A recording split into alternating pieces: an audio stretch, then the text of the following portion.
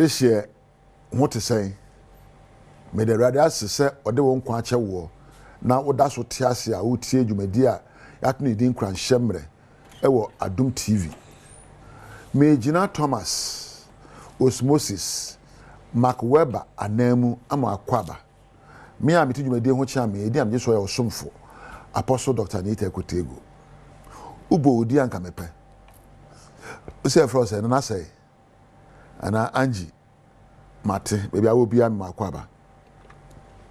Ye koso aye hwa brabo a e ma wo dead se wo yokese na wa brabo ye no munyam hye na mpo ye kokroko wo hunu se mpani ka se bi se koton wa no ma ene e ka se wo nua banche nkoto braye ye se dia be hefom bia na betwa enti onyame e do ba ya se se ye hu se wo nyame suban ene no munyam hye na beja tuma ka se nyankopon ye kokroko o yokese na brabo na aka nyina ye no munyam hye eno nti se Yankopon ahyanso de de a se so abrabo de de se yokokroko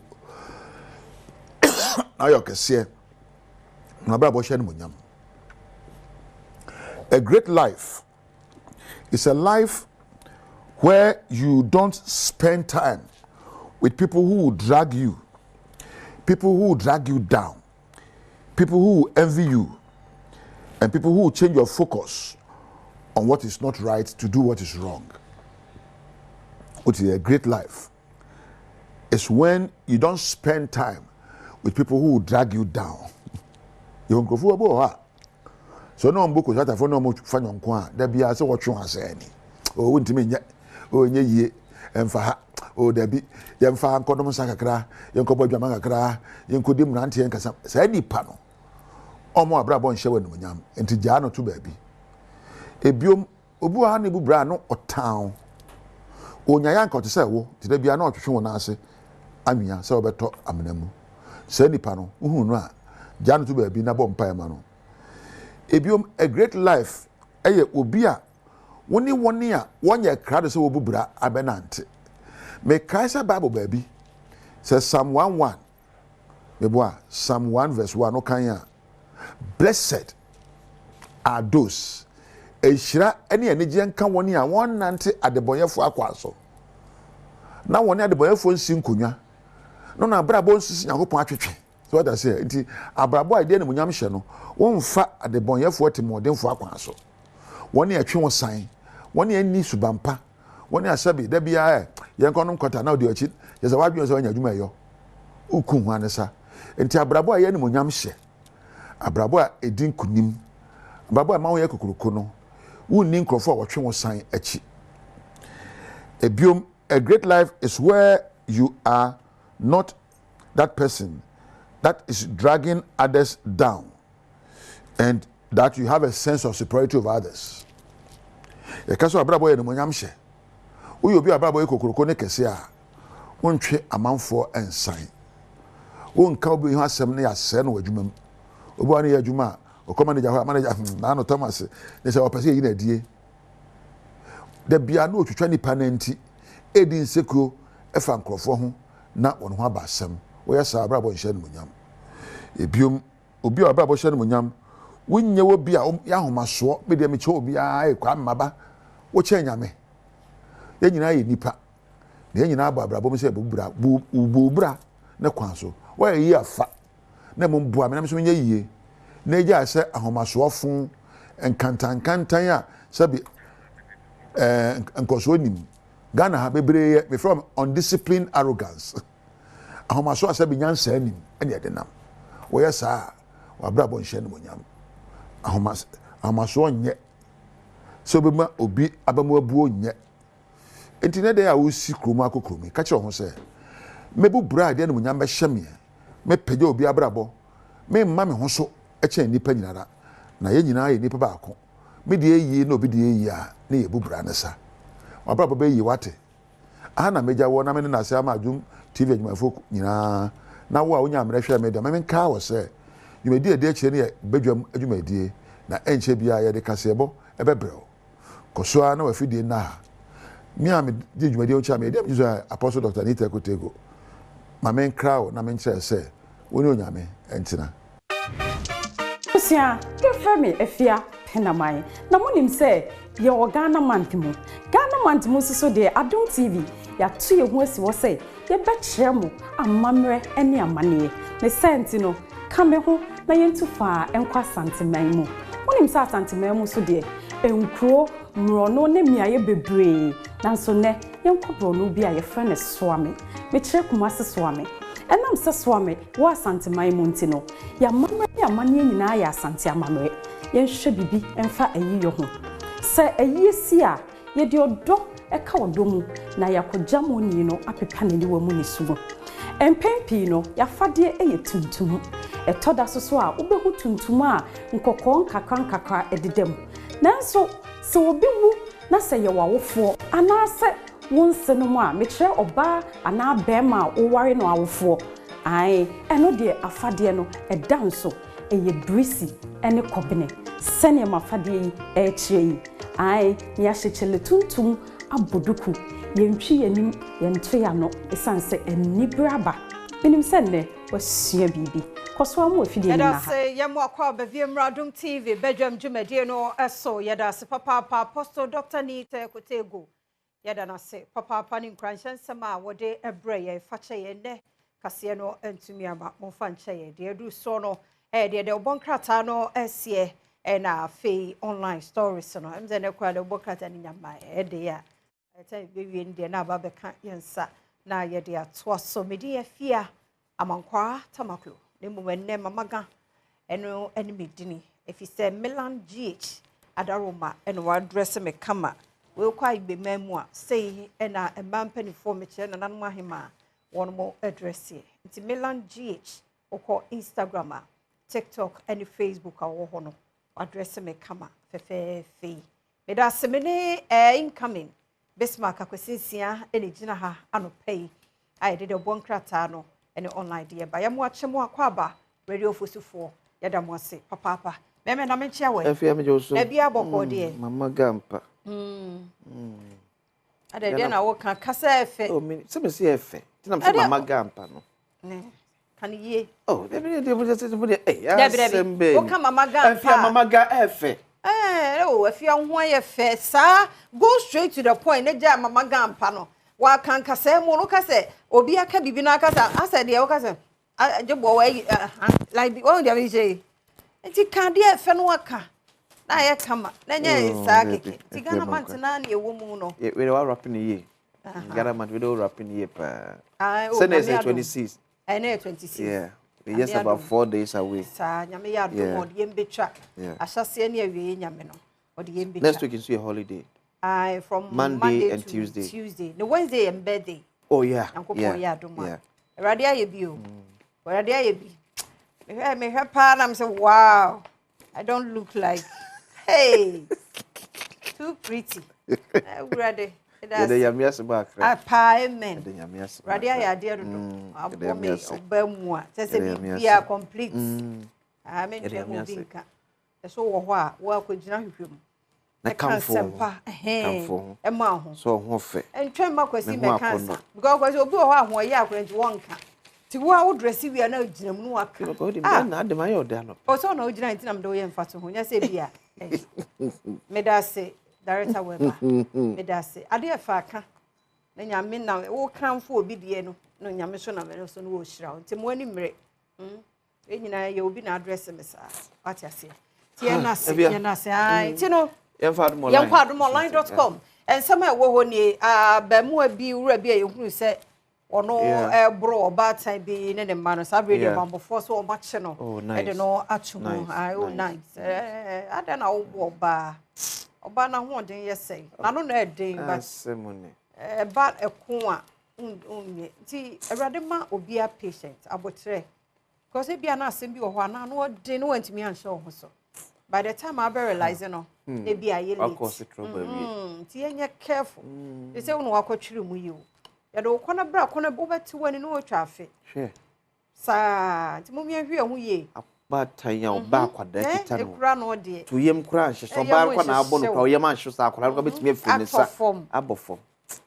And a boy's best, no, you do. Pressure. A pressure. Oh, yan to akon. And then 22, 23, then it's when you safe from. Fine. That's when you need. Pressure. They won't team so no that then petition we. But no man wa But no petition Mummy nya. Me make us say no matter how I be dwen or how now come end to 1% grad. That's how you can go. That will be a fine piece what it. We Fine piece. I does I dwen ya does do. Enti wo ba ha so a enti oni yes I say kono dum jadwuma no ano aye dene enti ye ho asem no say di javu say dey me friend teacher me sure say that go yes man say eja to one of the banks him say Accra na Kumasi ana him say Accra so Kumasi Absa bank was there I want to be correct yeah e ba e be hu but mo me anya careful jana hihia na no aye din yeah ano aye din mo me hwe hu ye futu obi a omde maye no ya ye ntie mo me ntie titiri wadwa no mu no on se dwade na hye a ehye kwa wa nti wa soja wo ya wie wanu ma hwese ye ho na kra wo soja na ye ni wa cylinder so wo ho na wo ko wagya no ho na plugs no wa loadi ayi no socket no nyema nyina hye ba ye fu yesremo ya muntutu bi mfrim unu so atu frim na ade ne nya ni space kakra because ehye bebre kwajo kwasi na eyehye yeah nti se bia light na ekọ eba na woni wa so wasa dum AC wodum fan na e container no wasa lock no wati ase na wo kon wan say miempuma no kakra heat na heat ne gina mu na ade ne heat ya ne ti bi aka bi na blow na ekọ na se bi we the floating pension no cables na de ye no ye nto papa see ekodu e be ka so we 20 Ghana we 5 Ghana o say mama 5 ne 4 no de nya 20 wa wati ase so etu oba wo sori ba ku mienu miesa na eja afram me see afia nura me dro a dum blue light ye hwe TV so say ye hwe aroho ya na ahye ase shawado even nanu ankram ko na eja da so wo afia me see me hwe TV so ya hwe o na odru ho no mu a na bia ahye no say yes eja pa bia yes and ye be kira man for shops na e kasaye among for shops ono se ni kunu ne nua be ma e na ne ma me store nyina ko nyina oh na eja edan na esi ho na akra ye property asa na niema no a ewo mu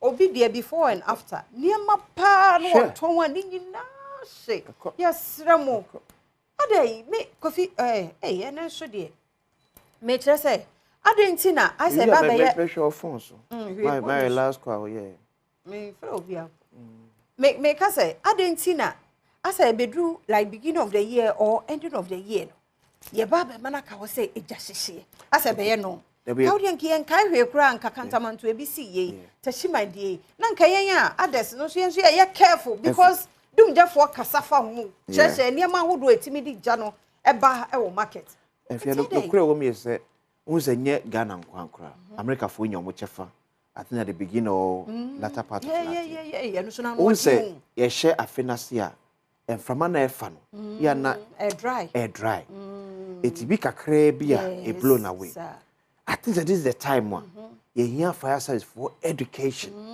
is just education because somewhere June July I think Nansen from last year latter part of whole babe dum jafo Kinetic yeah if you education other district no enko omo ye eyade omo ye yes there's no truth na ye ma me no ye ba ye nya mre kakra na ye mfentie ni nya se na mekoton en na esi ye abayo ba ko omo shops almost be 3 million Ghana cedis eko no nkofo lusunema 3 million Ghana cedis nkofo lusunema ene ye se na hwe kwabrane so se ebi so de sieve ene esiom sika om na kwabrane so don de pan akwa sieve ni so wow just wo twa mani afri ho na wa maso ense boys ni tasuro na no boy please from there ye ni ko central obi ani abre no oh se ni aba ni se de se bi so sika hye draw mu so se boys ye so ya no ahuri na wo gina so na otwa no se ya eja hye ye ewrado oboa wo twa ma obi yi na ni friends oh boys mama so ye ha because no so me so sika hye tie be sire mama dwadefo yenya mbre fama dum de adwuma ko no upa ka mo ka cham se efira no pa bi abese no nkono ekosi du baako ye nton ade eda we ye de tie odum jafo e kasa kire ni hu ko betimi because ena ba yen bi efia ebi to me bra bi 5 years ago be pim no ntimi nyina na so one na ema 1 million Ghana se fa kofa ne why na kwesi ye kan we nyina no nye only market ya so ye fie ye offices no me ade o me enye careful detective bi enye normal report yes ye nyina ye mo aboa ye ho na no me kware na me ni ho me anti na na wo ho em so mo te sa ade bi hye ti no mo ba fie abehye ba na enye me em se na ye akire ho eduane na ahye sa ade na mo ye no kra na yes just we show consent what is sent to be to obehwe say eye ho ana se bi nya ye nyina ye beda ye ho so ti mo me mo aboa ye ho ye tete sent bi we ewia bi enye normal ye nka e bi ana nipa nko oni fi mo me enye ne sa ne gya no hyehyia no odin na he emema no de ebro no a ye kum ma ne so se kum mai ye kum obi ba wa wo na tete no nipa nan so epra esi won fifi mantemu story be esre ye hia local news Benjamin Kwashi was it very soon aban be ye Obama galamse enya attractive enya kono bi ye wi Adom online ade no uye mahyewana there eno mo be fa ways and means enya attractive se be bi obia ye do wa ye be hu aha ti we no ye adomonline.com ne nsem afofo bi nti ukọ hɔ na afi what was it we yefa the Ghanaian Times the bokata entwaso or the Professor Sabola Nim government statistician for the aba or say National Education Statistics report quality education fluctuate though access to school increases in the past 2 decades it years sem kwada eco school no ekosro pa nanso edisua no people I say now cherry me call it wiki me call ya santua the ya santua ya na ni me de e ka me nko a yes say e benya equitable but this schools be one more traditionally for reason if you ne emrantie free prempeba we cannot be proud and say prempe ni ba that edition mu nim de no wo no eni mo ha alem do yes yeah do yes antwana mo ha the best is some of our A schools ne de so wonni ma de me yem ma anko all because a person obi akọ school there be if you be abeko bia ye wo class A schools enye esikafo ma na wo ho eye wonna wo trimu nim de no betimi esu ande omko tu person okọ no mu a not because ye be a free station abenti no chinchino so akosinsi entimi konko prempe ya go na first okọ hwe na sikani owo sikara de no babeko ho na sura tumi sa akwa ni tie afia first okọ supazo na hu se prempe was ya santua kujis mu eba unchom say because woni made a oni ma bi wona naturally e fall in place the mouth education minister san hwe mu biem yes return our class A schools no back to where be na wo me pia so obi anko bi keke because obi ho na ono anya school na no opese okọ wanya 40 na at class na debi tapra no okọ se wo ya ye be school du akọ obenya school ye pe school du akọ ye wo nko bi o mo mpa dusuam ye wo C ni D schools ni wo honom ye do be ko enem kra no kra de ebi mo adusua nya o mayi na kwa wo be school wa twi nanim o debi e di asem ni hwe ya standard na fall pa o ya mo chem so ba me sure say ne ye be sesan ya kwa ko bon kra tu ke say doctor siniti ye ne ya into oyini ti a na ni be say azan kwa say formula eso do ss those do ss on na atwa so we busa wo say na ye we ne so atwa ni ti a na ni be say azan kwa it's all about the business now as part of the reforms no na ye class A schools ne dia obi an okọ sa schools make bia make wodim send the class A schools no emoy ha wanya de akwa na anya de am me enforce mfa ne nko honom not because person obi akọ school nti minister orders probe into 1.5 billion Ghana cedis ECG value containers disappearance it just ECG for containers so best 1350 and if you see more meters wom ayira Ewo porto. Yehowa. Every. E ma de na yo. Enye wanwa na say krum ayi excavator cry ira. Na ECG meters na. E be so ti. Ba me fa the Ghanaian publisher. Persecution won't break our spirit. It afanyo ma kene ke say force aba betete. MPP mpanifo we be so yen. Also the be nya de be bu mabam. And as I'm just pam Ghana post me for be so ha. Aye. Wa pam mo so afred mem. Say kwen fa so the form no entwe yim. Ba umi adonate 2 I was best say ministry ni agencies na di. No be pam bebre. Ba umi adonate 200,000 Ghana cedis and 1,000 bags of cement to Adom fire victims. It's Dr. Alaj Mahmoud Baumia and so akoma adwafo kan no sika 200,000 tetiska 2 billion and osare cement bas makwa pem e dey account so mpeso mu sia omo fa mu ase no ensi ye fa ensi ha sika ba enu akwasina ni ha me ya show say ote 5 cedi obi dey age 1,000 Ghana obeji 5 cedi the first time ni e bia na ne ene won kwa de da ene dey ada dey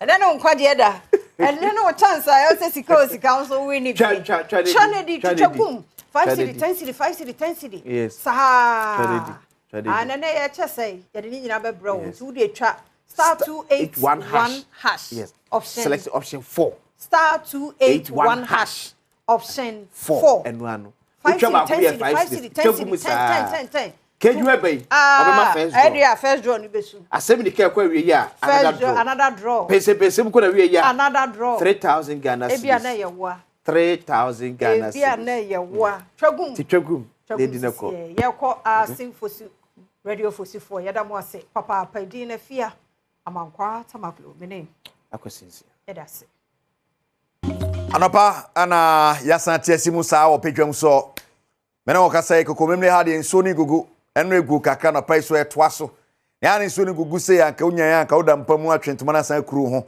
na osore so anaka banku shishishi bi so ayi ready na chinam hot wine udi wi ano san koda so wo ye adwuma be den tie ginemu den ba do fie ana wadwuma mu na wo hweme wo phone so na wo hweme ekwan bi a wafa so a wo hweme me wakwa ba de wo ba bedwam so I can see any de twaso at yama Franco Trading Enterprise phone papa fee na de sia konkom ya den sam no de ebre wo Franco but you can catch on that you can phone papa fee they say what now and now a TV papa fee washing machine papa fee CCTV camera papa fee fridge but body bibia bi papa fee home appliance and there Bora Franco Trading Enterprise the be dia dance ya catch them here what I say yes Makwena de sia konkom ya de Baba na pare botwa me producer kejo na kasa ne Eric Asie du bori yenhya na yemfa enfi World Cup qualifiers go so koso around the world and no kopiemu wo Asia kopiemu wo South America and then of course Africa match say koso pa nya sem keto enra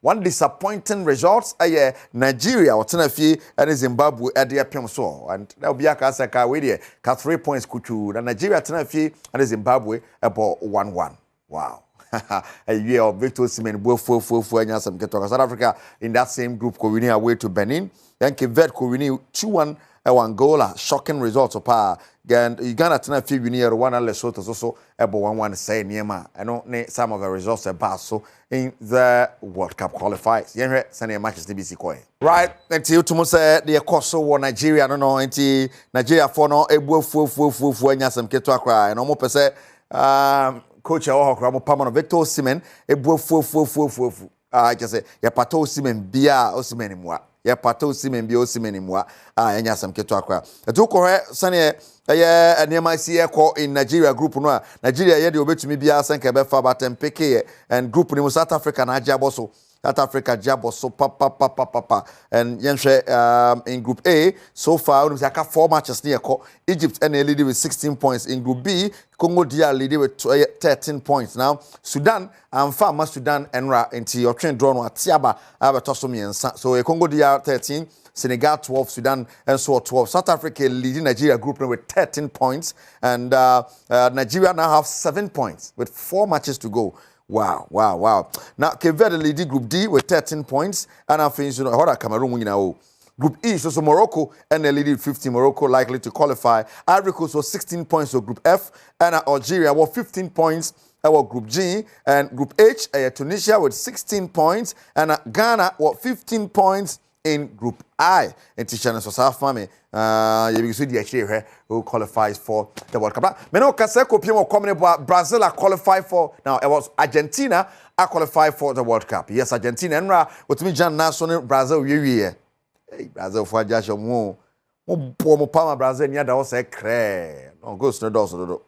Goes to the doors do. Pomo Ben nine Palma when near the opa. They say Cunha Nenya the consolation for Brazil. And the likes of boys are Madema Argentina no nyasam keto akra to omo guso chese ohwe okokopiemu a yenhwe enra na ya hemachin ya say ade be chan machin ya na sa match na ba so Julian Alvarez and of course omo maka Simeone mo Macalista mo Fernandez mo na ye adwuma no ade ema Argentina winning 4-1 over Brazil. Argentina through to the World Cup. And I can't 4 matches there, but 4 matches then go see the points now can cry a chelmwa emfa mama qualified that indeed channel so and so for me honor me the firm mama won sane and won some see here but young kwedim na emra few me head your cost of fees and some so e wo fie pa and to say Black Stars players no obi a kokko bia kokko ne camp obi a kokko ne camp obi a kokko team ni ade but after that Sports and Recreation Minister Kofi Adams and someone to just said the leadership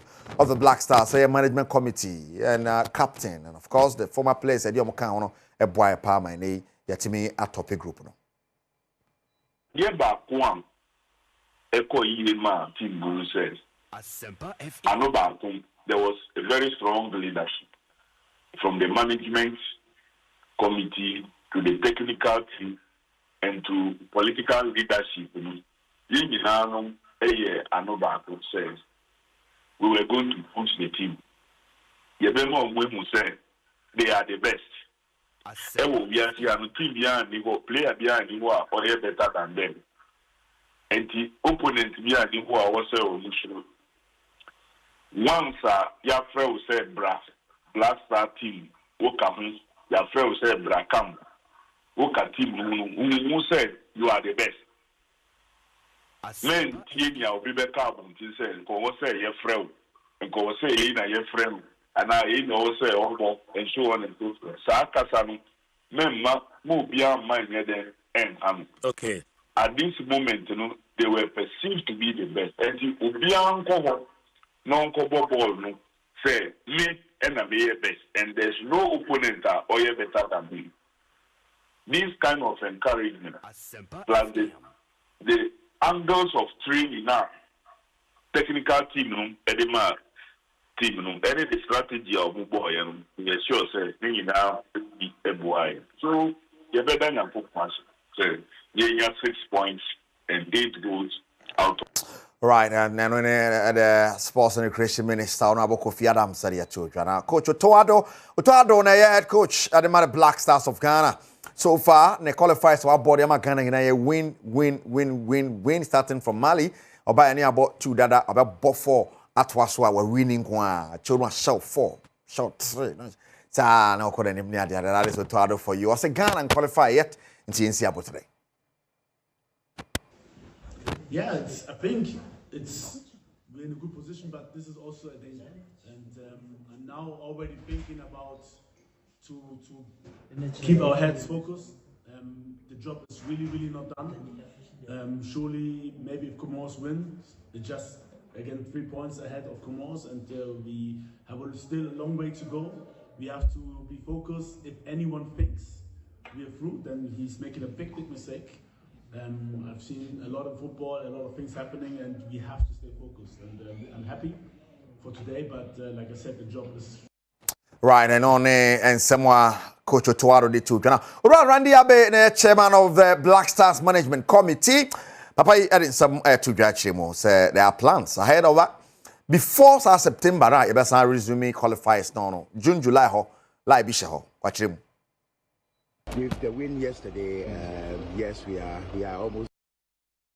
You know, it was a great performance. It was a brilliant performance by the players, but it wasn't an easy game. It wasn't. I mean, if you critically assess the game, it wasn't. And I can also appreciate why people were a bit apprehensive about the game. I mean, this is a team that had gone 6 games without a win in the AFCON qualifiers. And so even against Chad, people were scared. People were skeptical about a victory. And then after Chad, they said, oh, well, this is just Chad. It's only Chad. You know, and if you look at Madagascar's previous performance, having gone away to win 4-1, you know, against one of the teams that was also doing quite well in the group.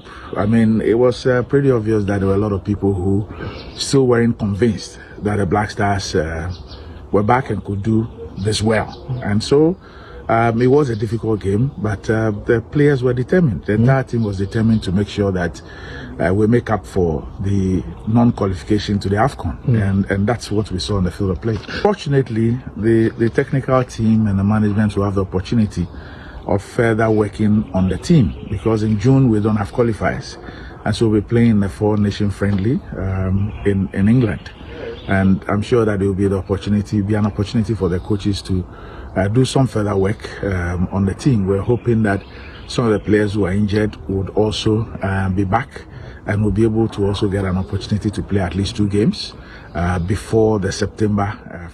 All right, and so when on Randy have been somebody to just so June, July, the other 2 months, the access players to be before the September games. Yeah, because UK 4-nation tournament and a basso what confirm their mind. Now the vice chairman Stephen Tornado appear. Pia so you say a ben no.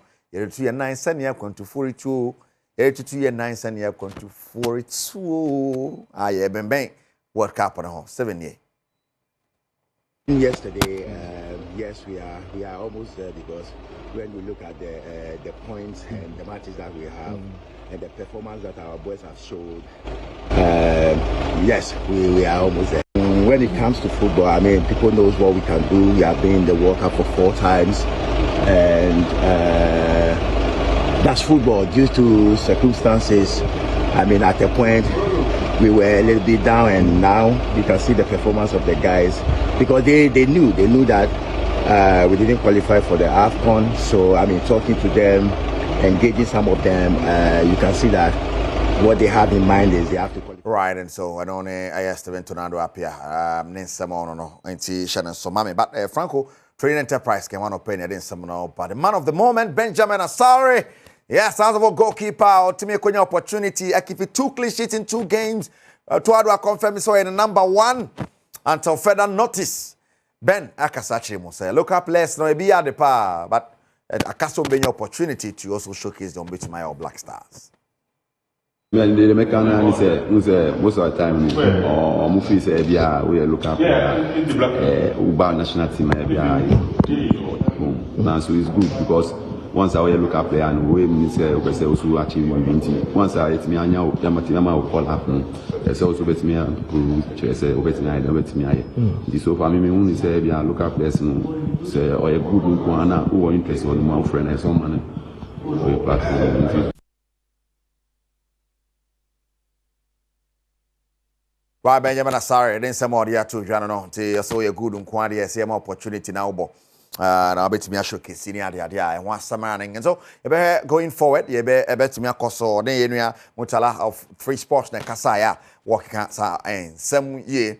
Channel so in September, and I bounce back. I carry 4 games. Yes, I carry 4 games. I say the prim so it's a nyasam ketwa in September. We are back against Chad, and the last game against Comoros.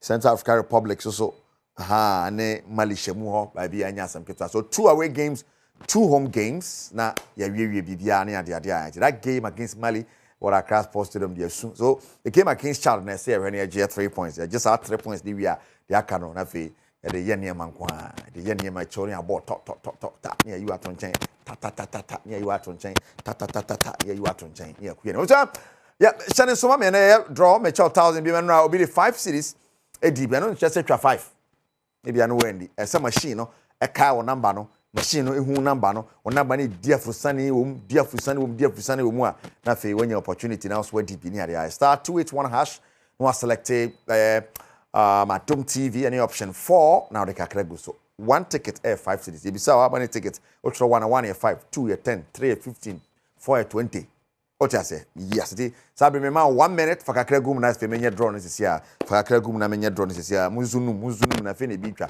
Munzunum na fe ne bi twa. Eti patcho star 281 hash. Select the option 4. You be a number of tickets. Now also the number of tickets and all the wow, good. I feel now. You bet my draw. What the kakra gum? You bet my what the kakra gum? Okay. Yenum I feel num kungro to once num. Yes, 1. Okay, I'm starting with 5. 5, 4, 3, 2, 1. Why not win 1,000 Ghana cedis? Gungro 0244588 0244588 something. Yeti ane emfa eto de ne man say ye ane bi ma start frefre. Wo ho ane afro say chale when this kebi wo ya ha unti no send 200 Ghana na emfa 5 billion ma. Now we dada nkrofo sa. So abi mo so ayeden a ebediom ebenya mo ne age om sika.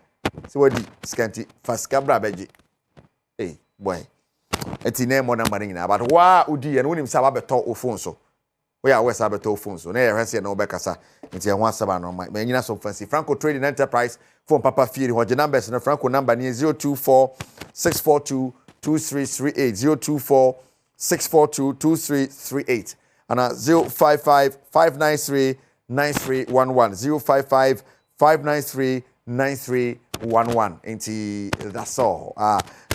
Number none of the amount number P any baby where Franco Trading Enterprise for one number the patch up me Emma send a bear which me any adi and so yeah fre but a yak ping and call it you go so house in sooner 20 network and something which is there see yabakwani na later so ya hasi abefa go since yaba obey another draw and you drops bebre egu am disca bebre and egu where obotom ni ade padi wo twa me producer ya na waka ide nankasa kakeju ane ho amame Eric asiedu bodini ko so ahebedwam Yamwakwaba medidi afia amankwa tamaklo health tips wo bedwam na o hwe no wiki mu nkomo amenorrhea yakasa fa ho nene no ye baba behwe ne said the dog kan kwa po dem say signs and symptoms no kura de ye hunu dada nti ye to no so ye Dr. Adubuaten endpoint homeopathic clinic kofarba na edi nkomo na dwumakuo no nso nti ye de timidi sa nkomo nti abribia no wo hia ne ade no wo ba bi ne number ya fa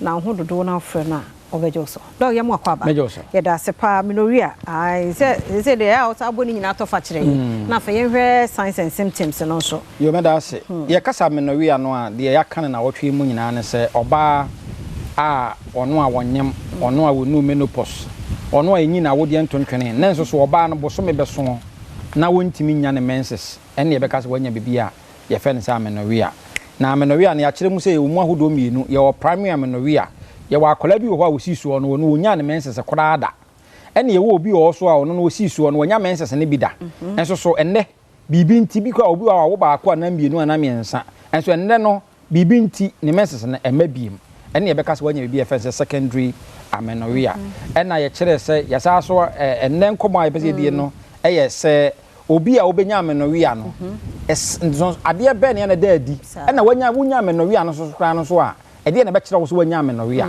first of all menses ne ba bete akwa ya na ebon nka ye kakra okay obo se oba ne menses no obu ha bo se ka hu se menses no nka bo so me bia nkeba afa wo hwa menses no etimi teko within be a say obi betimi be a say menses ni timi delay be a 2 weeks to be 3 weeks it obi ha bosom be mie bosom me ensa no wonya menses no be a 2 obi timi nya menses no bon se ka wo expect menses no ene emma 2 weeks or 3 weeks time sana menses na ba na eba so abo se ni mu no tun na eba wo ne dodo no an ka first na eba no yes na tie se ka first bu an ko nya no be 7 days 8 days 5 days and na obi de na eba na be a 2 days kiti scanty flow and obi wo so kwa ebeba no wote yawo no a obegu bete no wotimu se eye more than first said in city no na che se ebo nkaye and obi wo so na menses na eba moja no ased ye di nsuo afrem light very light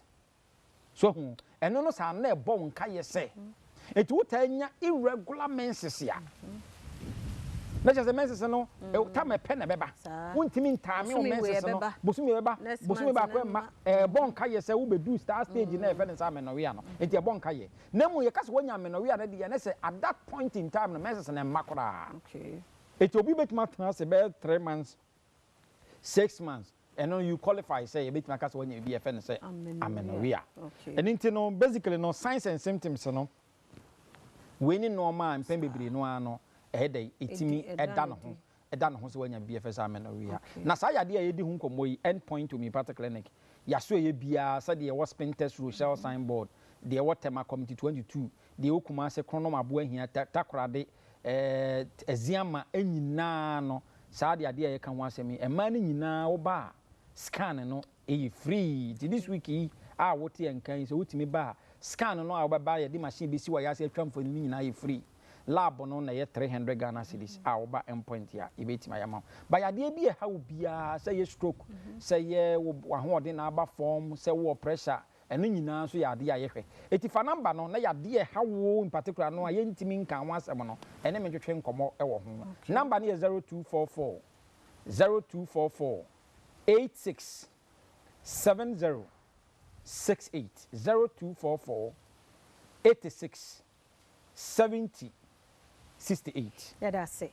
Dr. Dubois na yete no enka no chena sabre ya 5 minutes one say yeje na yetie na boye free Monday because Friday tie day ya ebeboa titie no ye wo chena so bre say ya no akan ye ho na ye de abro endpoint homeopathic clinic Adaroma and ye de nkomo ebre number no 0244867068 wo hwe screen no eso da ho na fi wa fredo na no na to aso chena kwa hoden wo ho a ebesa to aso yada se yamo akwa Badwam Adom TV Badwam dwumadi no eso yada se papa Ghana month na mo na yeguso di ne kamare nti enne mamaga afia tamaklu na metie adwamu yi ai Milan GH Adaroma o se no de me kwa igbe nti igbe dressing no nei eno de ama me kama fefe nti wo call Instagram Facebook ne TikTok a Milan GH ho overdress o kama fefe dressing bia ya mamre ne amane de no o de be ma nti wo kɔ ho no na no akasa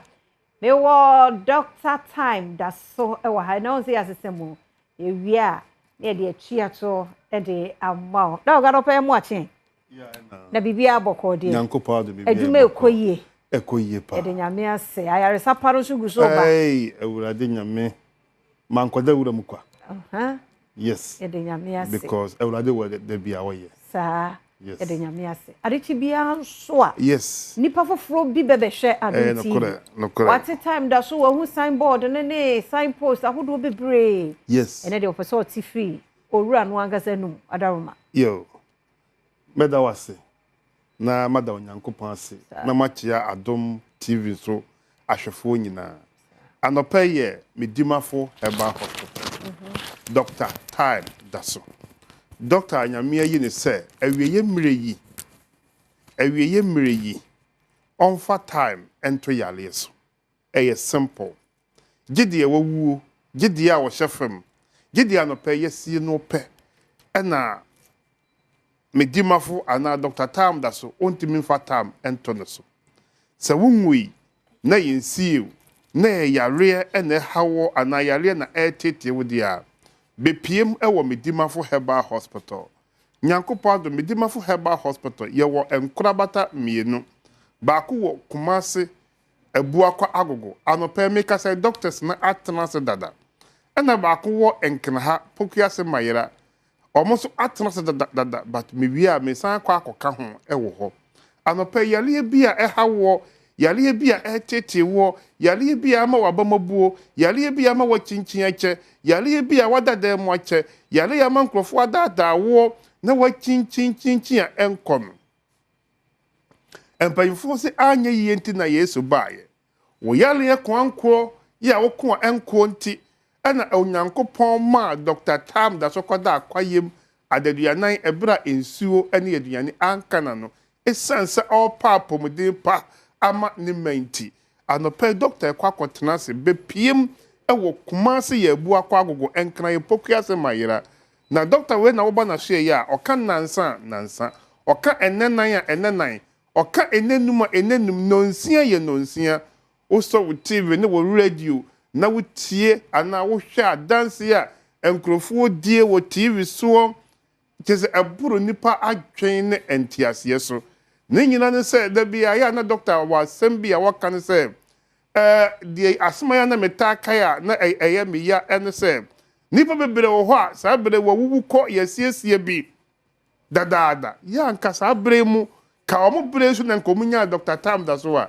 ebi ɛne nka wɔda so te ase hwɛ na yere ne mma esan sɛ wɔnte doctor tam da so nkenti ɛne wɔwu yɛsie no baawo a no pɛ wɔnya akwanya na wo TV da Adom TV na wo hwɛ the nation's doctor ɛne anɔpɛ die wɔnya akwanya ne nyinaa ɛma yare nkun ɛma yare ngu w'anim ase ɛbra a onyame de ayaresa Adom akyɛdeɛ Adom doctor tam da so anɔpɛ doctor kɔtena se pɛ na wɔhyɛ aseɛ sɛ wɔn a waba hɔ da no ɛɛba review na wo bisa sɛ maame wobaayɛ wokɔɔyɛ a wobaayɛ ɛte sɛ yi ɛnsɛm a wotie no bi nie doctor meba na mete hwii mu ɛnɛ masɔre anante doctor meba na mekura poma ɛnɛ mamfa poma no ama doctor meba na m'ani nhuna deɛ ɛnɛ mea na mebaayɛ doctor meba na maso nte asɛm ɛnɛ mete asɛm doctor meba na mesisi yɛ meya ɛnɛ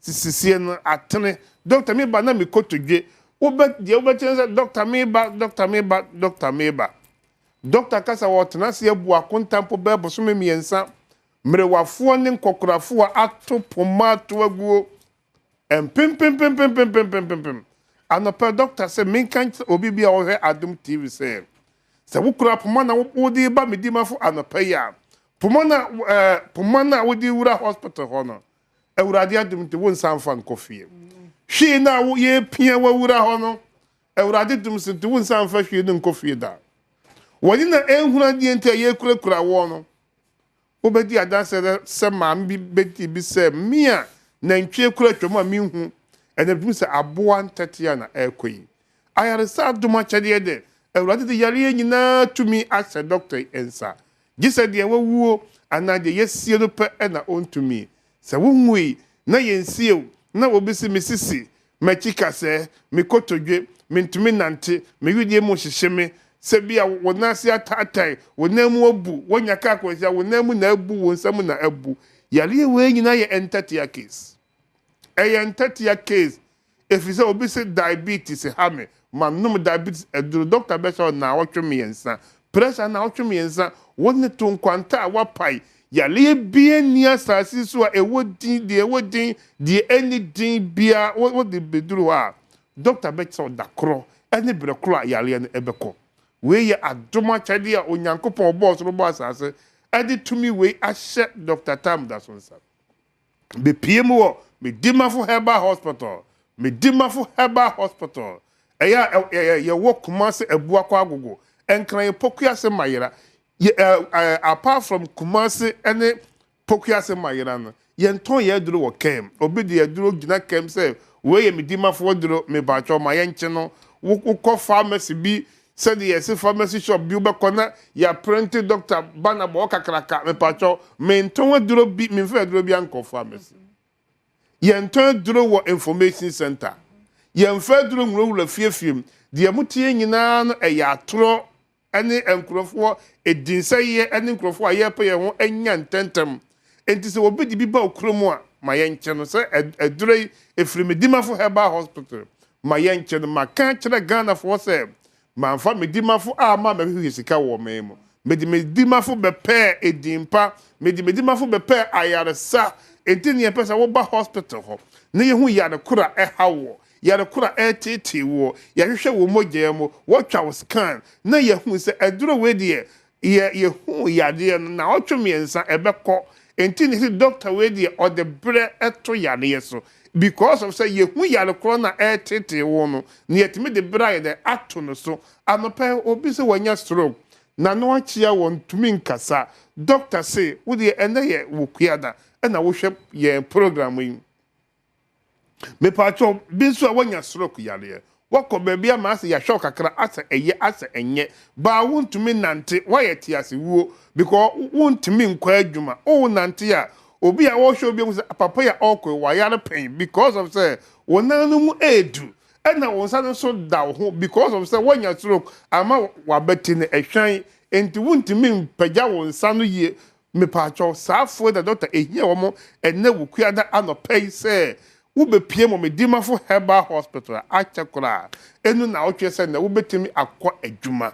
we ye onyankopon de sa tumi we asha Dr. Tam da so say di ba bibiara wo bia manje wo ho akinyi wa chinchi wo yare en enkwa be pie mo wo me dimafo herbal hospital ho ene bia yemfa poma ma ho mfa nkofie ena yentena hwi mu nso mfa ma ho emfa nkofie gisa de wawuo anade yesie no pe ena ontumi se wonwui yensie yare na hawo yare na etitiwo yare na ama wabamabu bebere ho se wa chinchia enti onko ba bia bi pacha anopei so Dr. Tam da so ebeye when Dr. Tam da so be ya adwene se anopei watu anamom aba be pie mo me dimafo herbal hospital because obana na moja atu no na wadada mu fi se makoma dumienu ye na wa chinchia chama na ba mai da ebuo na ebra oti Yesu Kristo nkan se nko ka se ma chinchia che enti mi nko ba bia bi manka wanya na yaresa enti ena anopei ebi ya wakọ me bebere ba yare ni anko empayinfo sin se moninti na ye che edin we ye me dimafo herbal hospital se me dimafo ani ama wa hwan bi ne betimi adi ayede hwan bi ne betimi adi ama wo ye ba ma eniema enkoyie mam obema ne ewu finhie dunie untimi ne wo yire enhia da doctor say 24 hours don sure adi onu 9 ubetimi ne wo yire ehia saa na oba bi a otiemie sa wo ye ba ma ne bi a wo hunsuo no asai yeso wo low sperm count untimi nsha oba nyinsen doctors ube pie mu acha ya adadua 9 oba wo peba ya wo duro enye nombe wi bitua bi sabi di bitafrebe eti sa one thought udugu wonum guna na dudu mienu unum nwie na unum wi a na anu kuna hia mu hia mu nhia biem babo so menso no na nyinsen aba betom nyinsen betom wie ansa na watu ya ho ka be piem be ma obema afon akata sa pen drive me pacho o pese be ma ne tenten tetrete eye kokroko pipipi bobrobo me pacho tie ne yi no ye 5 days and na mako enum wo sha se yusu we duro na da baako da mienu miensa enan enum wo bo se be ma na sha se eye kese wo ankasa yusu we duro da hu se ampa se na nka minya me be ma kese a manimri wo bi de empa bi nka ho a na wo jai we duro no yusu wo ne nyina ye me dimafo herbal hospital me dimafo herbal hospital Dr. Tam da so nyankopon eye adomo a afia kumase onza afibia se eye donation emprensa you see 2025 yi mono the edin kan ye Easter ye ba be kumase de ye 31st ya oh adwoada ya 31st ya and ye be ye kumase donation na koso no TV 25 ye che TV no mako 31st no 31st ye che TV mako 70 ewo kumase ni ache mobile phones 30 okay and TV 70 ni eyem nipa 70 ebedi kan sa Monday no 1st to 70 na obi abenya TV wow 70 to 100 obi abenya mobile phone okay eno ye kumase ede no na akra na ye 30th April oh okay next month no ne boso me baako ne ya che enkrade no yes etoda yetimi cha akra ewia ansa ne ya che kumase enti we so say ye che ne say no bon say September no ye be di kan cha akra ansa na ya kumase enti eno so ede no 30th April eno firi ho a eno achi no nipa ebeba nyina obi abenya ne mo ene na anwa obi ebeba bia se wantimi anka first 100 no ho se edano na wo ba esansa dan wo ba honti no obenya emo ene anwa eno ye 30th 31st March ya eye dwoada ebe ye edwoada ebe ya ena ye che eno ena 30th April so sa wo so benya mo ne anwa 30th April no so wakra no so ye beche TV 70 mobile phones 30 okay eno achi nipa beba nyina obi a benya emo anya anwa eno so ye 30th April ewo Accra ena yakopon ya doma ena me kwatenase echine eye yawada metnase ewo pokuya se mayira yakopon ya doma Friday eye premium service. Friday a executive premium service. Premium service on enchichemu say on say ename kwatenase. On ko nipa bebere ho. Wo jo card ya we the line so.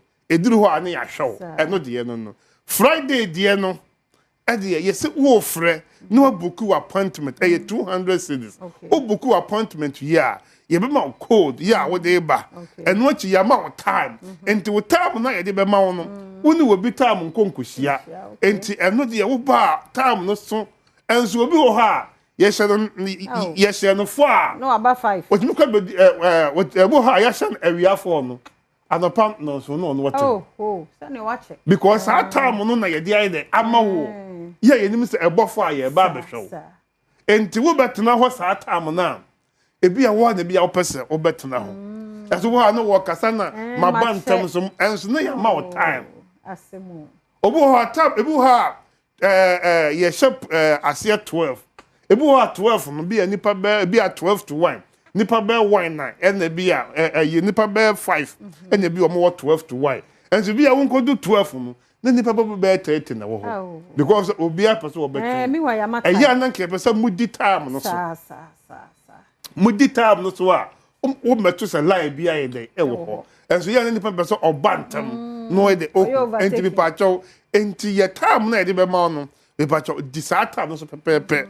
na famaye eno ye yakopon ya adoma Friday na fie adanse ankrofo die e wo premium service no eno ya ye say dina hoje no because eno ba esan say ye premium no yetime to obo asese wosisi ye oya ye do to ho na ya hwe say ye massage wa ya massage o say ye si de say ye bia no enti won koduru fie no won say ampa wa ba premium service eno ewiase nyina gise medimafo herbal hospital ha ena ebiye de ewo fi say ya gia tum say ya le se warding te say den ya oye de na ye betu na se eno ye medimafo herbal hospital wenti na doctor kwatena kwayem adeduane ya ensuo ne aduane ankana no bepiem ewo medimafo herbal hospital eno eye medim pokuase eye akra eye pokuase mayira ana kumase ye ebua kwa agogo da bia ye adwuma ye ni holiday say yes ena ye holiday pokra na ye adwuma kase no enti ye hono ye ni holiday ye ni weekends da bia la da de be chi bia da bia da de be chi bia because da bia wo de ewurade ye enti bi kase ena ye nya adwuma bia ena na ewurade say maame menu ye mfa time nye dey ento no so enti ye ni holiday bia ye ni weekend da bia la da de be chi efo e da bia ye adwuma be piem wo medimafo herbal hospital the nation's doctor or the bread time eto yale so no the bread to yale so a onin kuguo da wo hwa adanse enkrofo dia ye na adanse na ano odin miami checking nipa hodo ya enka mi kai mai bi na papai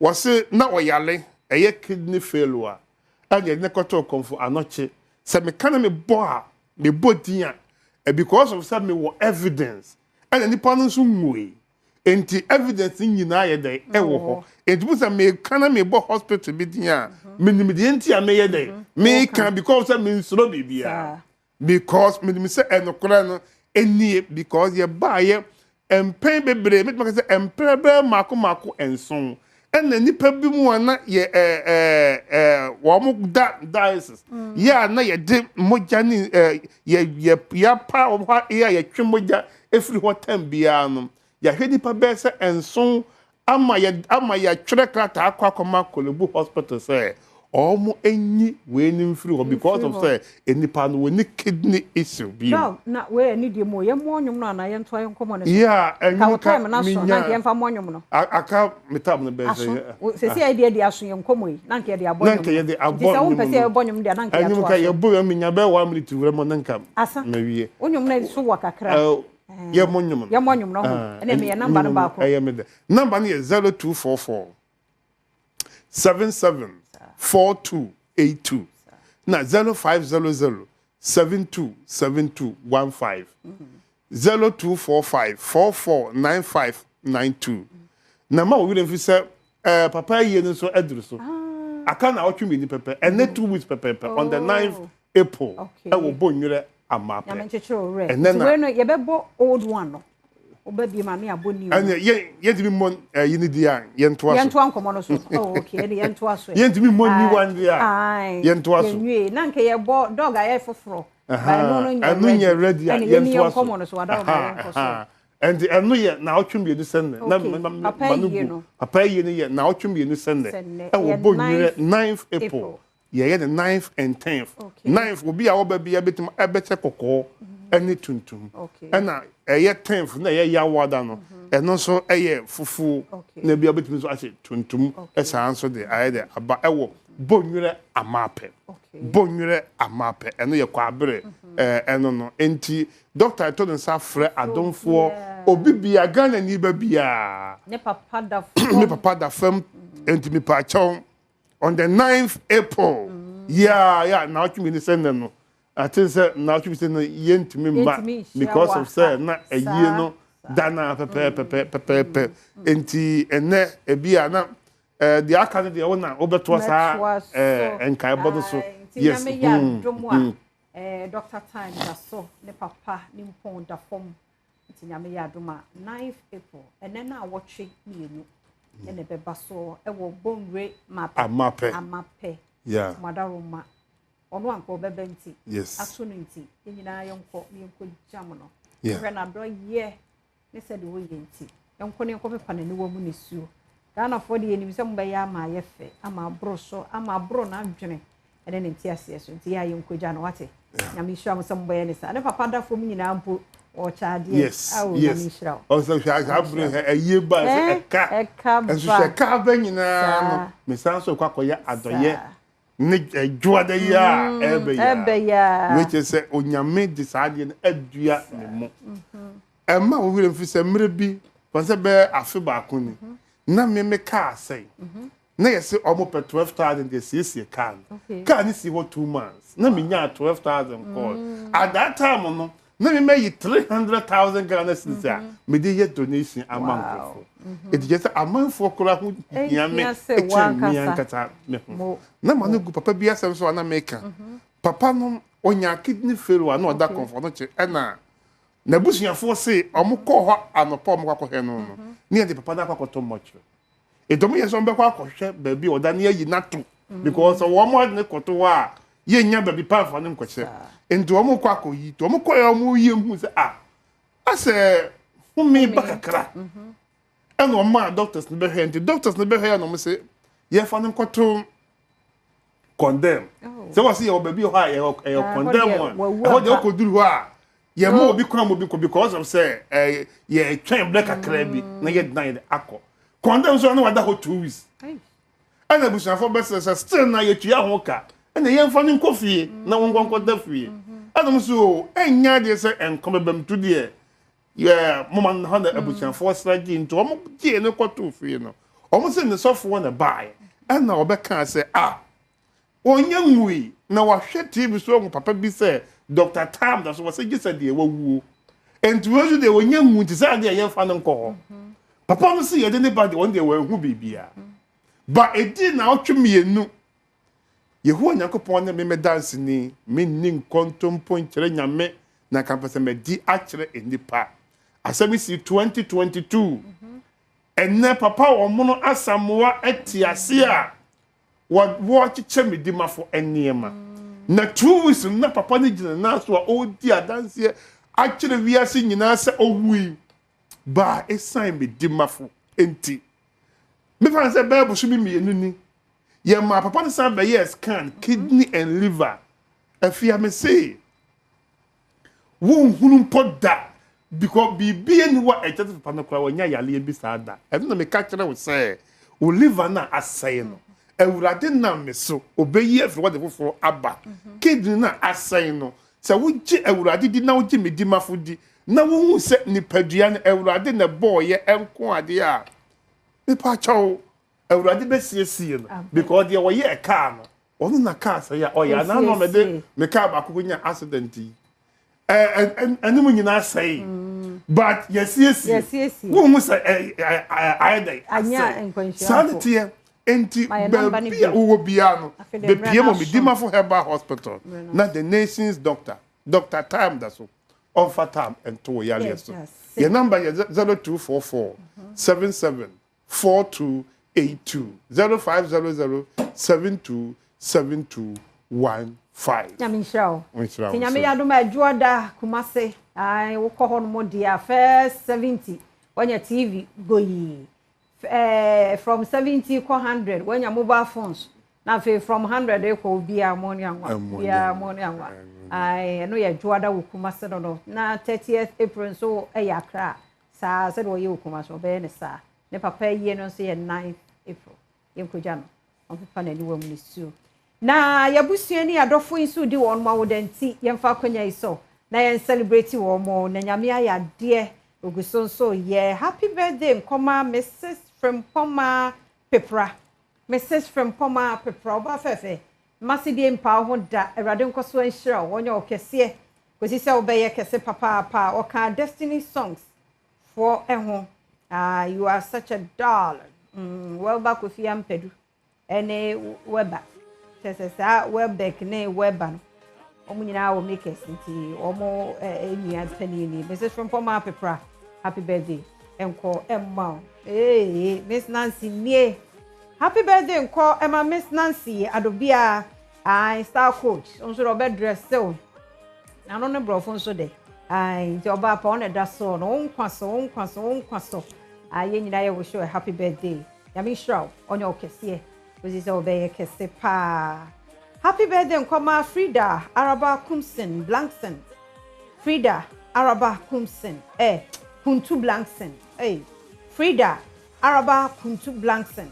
We are midwife wa Ridge Hospital. We free Mark Weber ho. And always show happy birthday. Oba fefe onso masidi empa ho da ate. Nyini ne di won kwana rade siesie wasa so ama. Happy birthday nko emma. Sanso na happy birthday nkoma Alpha Deborah Ampem Diodu. Alpha Deborah Ampem Diodu. Ye wo papa Diodu onto hu jai ke we PSA. Me pacho mo fa Alpha picture no so ma me. Alpha. Alpha birthday said the tie bia angel se baby. What you say Alpha angel. Enti Alpha Deborah Ampem Diodu.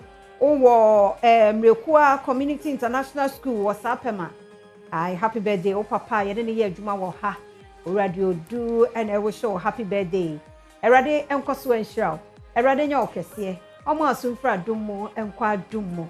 Na wo ya abakan yi de. Ibi ababy anya enhira na me wachidifo wo nuan mo nkaye nso nhwe wo nsua. Erade nya okese papa. E me ya so picture no. Edu so manfa nto so. Ti happy birthday. Enkoma Alpha Deborah Ampem Diodu. Happy birthday nkoma sister Fosia wo Menhia Hospital. Fosia wo Menhia Hospital. Nyame hira. Nyame nya okese. Kosi se obeye kese pa. Nti na yem birthday celebrant no nyina ni. Nti wa ba da na wan fa Alpha de na nto so a. Hey. Yem fancy. Ya da se omre en wada je. Wa ye nya wo de no kyena nkwa hoden wo ho a ye de beba ate. Nyame hira mu nyina baako. Medi de afia amankwa atamakro manfade eye Milan GH. Ne number Mr. Director Fato Sumame. Na ebia no obi pe sa ahofade kame.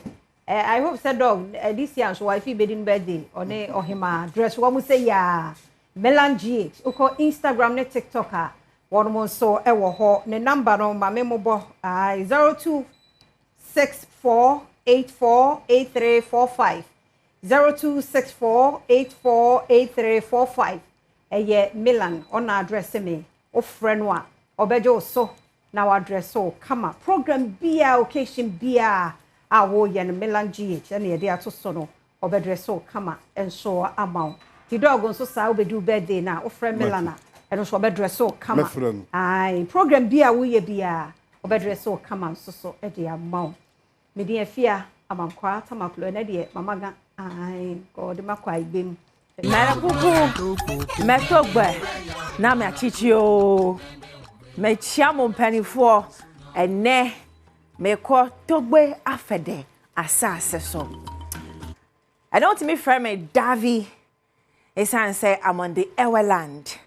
Still your Ghana month. You are celebrating different regions. And then Medju, the Volta region. Oba, if you happen, say Voltarians that were had doors to ye pa. One more I know we Juma be brom, we Voltarians, and I pay my main champion for. Master Israel, I was said department. Medaku F1. I was Moses Komi, and so was sound engineering department. Kumi no abrofalizer no Komi. I Medaku F1. Jifa Ajololo, and so cleaning department. And I pay watch me me hugba. Now my chichio. It's always a squad in the time at you a hay pan. Now one thing I may know more Juma me when say Voltarians are very sweet people. And Ganga was Moses. I ready. I gave way. Metamoswa na ma sorry because I am sum nipa, sana mudo nipa. Me experience with them. Extra me say they are good people. Many more experience with Voltarians, but my experience, in fact, me offer kwame. Na yere ma gifty. Pentecost software penny pa ne baba ya ma gifty. Oya igbeni. Ti mo offer wari igbeni. Ti many omo experiences kakra. I'm saying for a fact say they are very beautiful people. Na yamra bonten me hadie. Ayan go from number 9. And then me be phone lines na intem 0302-211-70124 0302-211-70124. It can be a phone lines but maybe sometimes I acquire mixed feelings. You can number 9 ebi mo bufu. Ebi mo mpe nesa. And o can number 9 ebi mo suji too proudly because ebi mo chere say the first beauty queen I see in Ghana has say no. None number bono ye 9. No if you Volta region. And no mudi nye din number 9 no. So me say me hu ade konti a ebi mo mpe se ebe form. In fact, master is I didn't say from number 9 and ebi mo boy form ebi mo mpe. Because we see the abacusem behind the number 9 it's very intriguing and it's very, very dope. It's now ya igbeni afreme, but wa igbedi now chemo kasano ebi. Yanko Volta region near Niema Omwo. They've got some of the best schools. So Wakai National Science and Maths Quiz. School be a begini dia till now. Yet Yomudia now was wakai. Enya no nagano no jimolo. Enya na magano jimolo. Enya no magano jilolo. Mo feda monjebe wate. Keta SHS. School bina uti di nkra na ohun wo so. Nimdiefo akunini abenfo egusa school mo no. Etitini a Keta a producing no. Land of Volta, a land of education. Na obidi wada na omba Keta into ana in schools a omwebi. Mawuli. A school agini dia. Melauku ayamekwa na meka acho about Mawuli SHS. One of the best schools in Ghana are located on the Volta soil. Omo a too dope. Oma biye pa. Omo University of Health and Allied Science hohoi and university we say so ewo Allied Science. I mean look at science. Maybe Boston actual schools ewo Volta. Ningi na so ewo serene environment. Koye pa yo whole training college hoi kofu akofam kofu efri Volta ho kofu efri che omo nyina bodom pem ewo whole technical. Now yeah kind me anko some of the schools, the beauty of it. Yeah ba maleku bebe isia.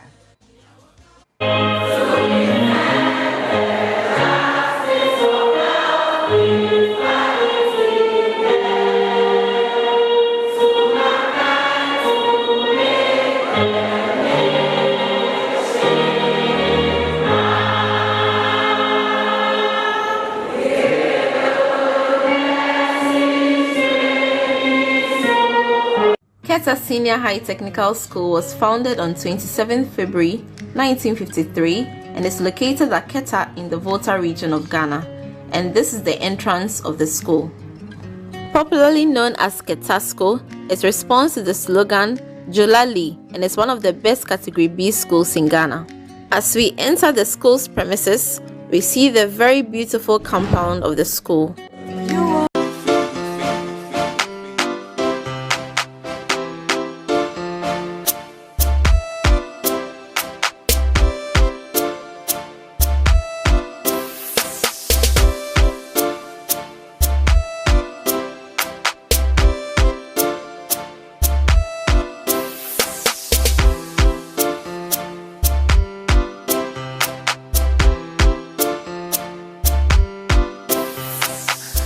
Merakukunya wezolo. Me sounds one makwa bebim. Still in the Ghana months and a tall Volta region. Yakain, yeah, some of the tourist attraction centers are Volta. Your friend be the Snake Village. On kwana wa abweshi. I mean, we men ko hoda bumbat. Omona eka in fact, Volta for mon frame. And go for year transfer. Mon frame na mo amon kanu kre woman say. Is it true? Say what the Snake Village. Now what is saying? What hoda 0302-211-70124. Medauku frame. Medauku frame. If you vote and na yemude, you celebrate Timon Frere.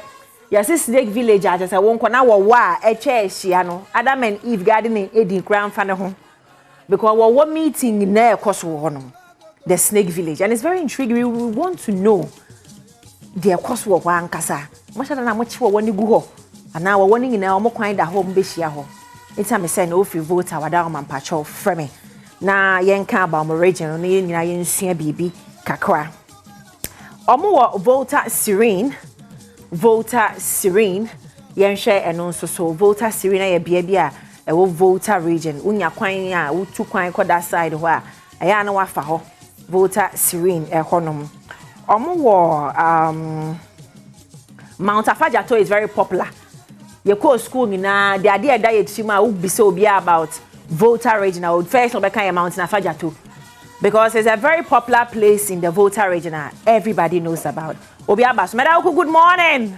Good morning, Sir Sandy. Madam for Medofo Panabacha Frose. About your family mobile. Okay, we didn't. Sir Sandy, where you go? Akwana miakata. Number chodi na chase.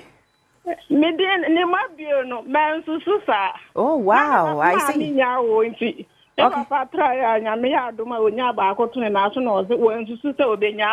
wow, that's beautiful. It is ano your friend number 9. Aya wona he na ojina do you get angry and is okay? Oh, and no dey to me higher. Okay. Because aya dey da ho say the nipa wo be di queen no say e din number na won e chine say ya mamre da ho ma ye. Obu o wona ye friend say ha na maintenance because we voter region so number 9 e ma ne how. Good. Maraku akwada mi akata. Akpono ha ma wona yira. Ma yira baba just wait give that CV. Okay, what's coming share me oh amen. Me da say. It won sanya ya trem na bakwa sem say the first beauty queen. I mean, this is history. You're beautiful. You have to embrace it. It's because social media no be number 9 no more. I don't understand. You nipa baako or Dominican me ofa ofia ekwapem lata ware igbeni. Fefe fani etwo ma give ti arope mechia. Obi abaso. Hi, good morning. Madam Kwafua.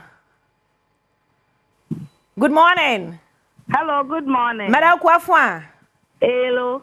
Okay, but you're not free. Me free fit I come to 25. Now, why you being the same? Me the Yayura. Yeah, sure. That's a very common name. But you're trying to say? Insura.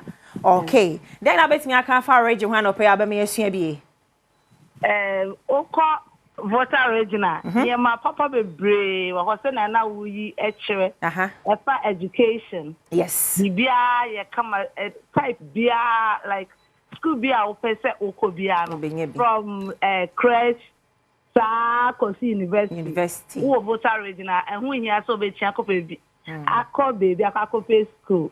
And ya wa poda ho obi okwampa okuma so hu poda oba keta poda ho be enti ho na what short amakuma asefo kuma asefo hu poda bala ku akwada mi akata voter region at least obenya ne ma bebre yeah say patrol Mount Lafaja to a lot of things yeah that's it akwada mi akata kuma asema mu fi no ati yes you ole gbosom chwa obi aba so hi good morning.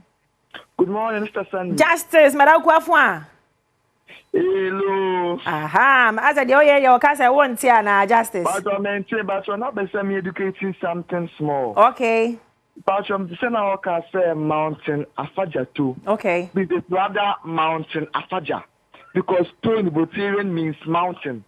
So when you say Mountain Afaja, so you're trying to say that Mountain Afaja mountain. Wow. So it's rather you say Mountain Afaja. Okay. Or Afaja too. Wow. Wait a minute, I say. Thanks for the correction. I really do appreciate.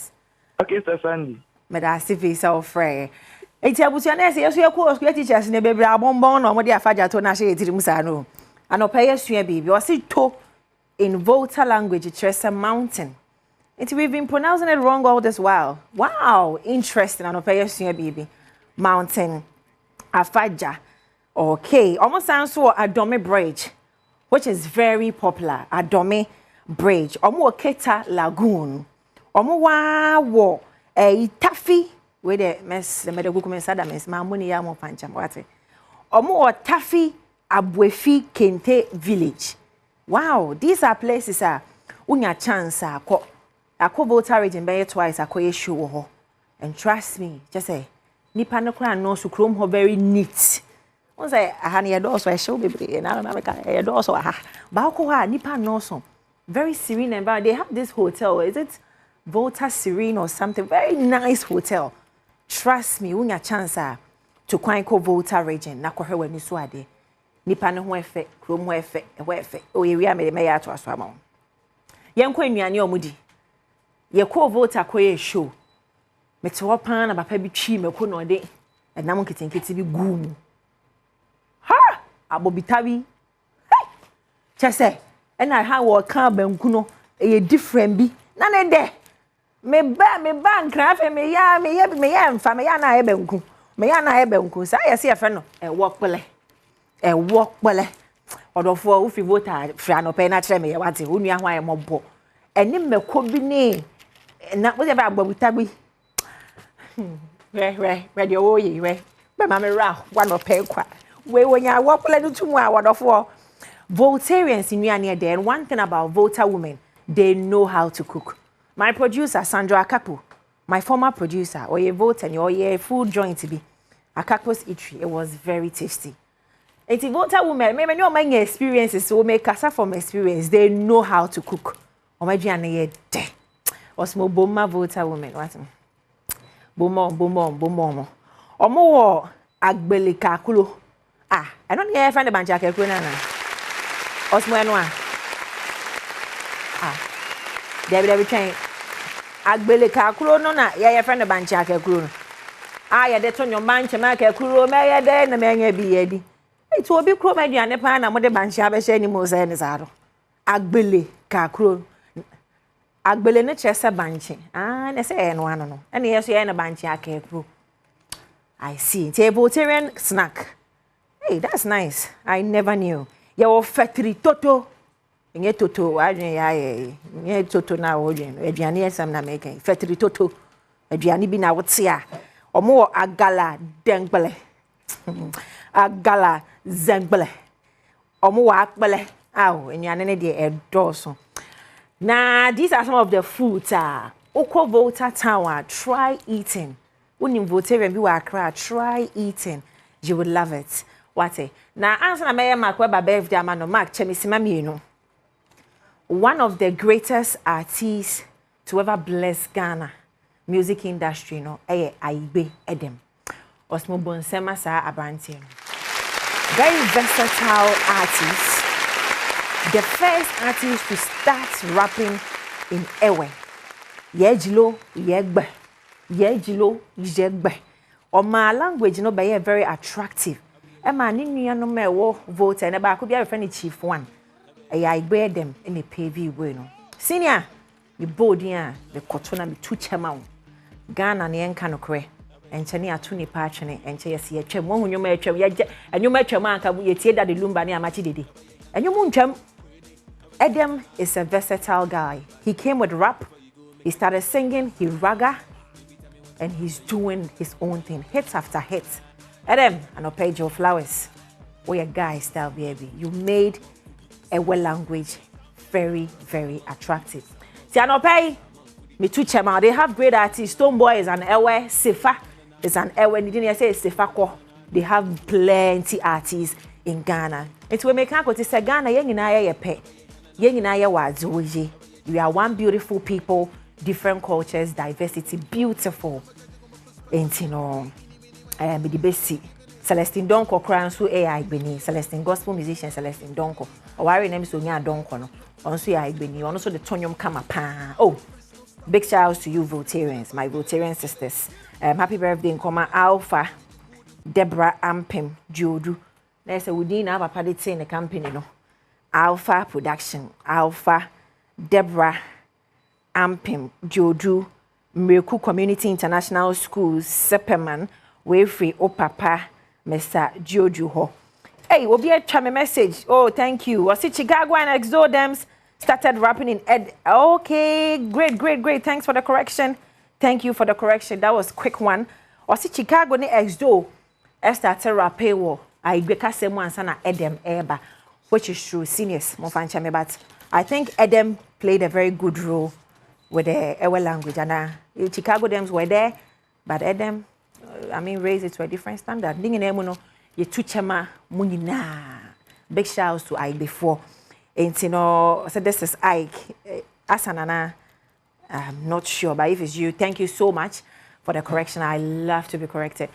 It's here back home. Also, mammy, and you no back when you me debat me who to. And no gana na Jimolo, and young bona gana na Jimolo, and na Jimolo. Mark Webber, I'm a director, OPD, I'm a producer, Eddie, and a Prince International, Osmosis, Solo, Makeup, Eugenia Baden.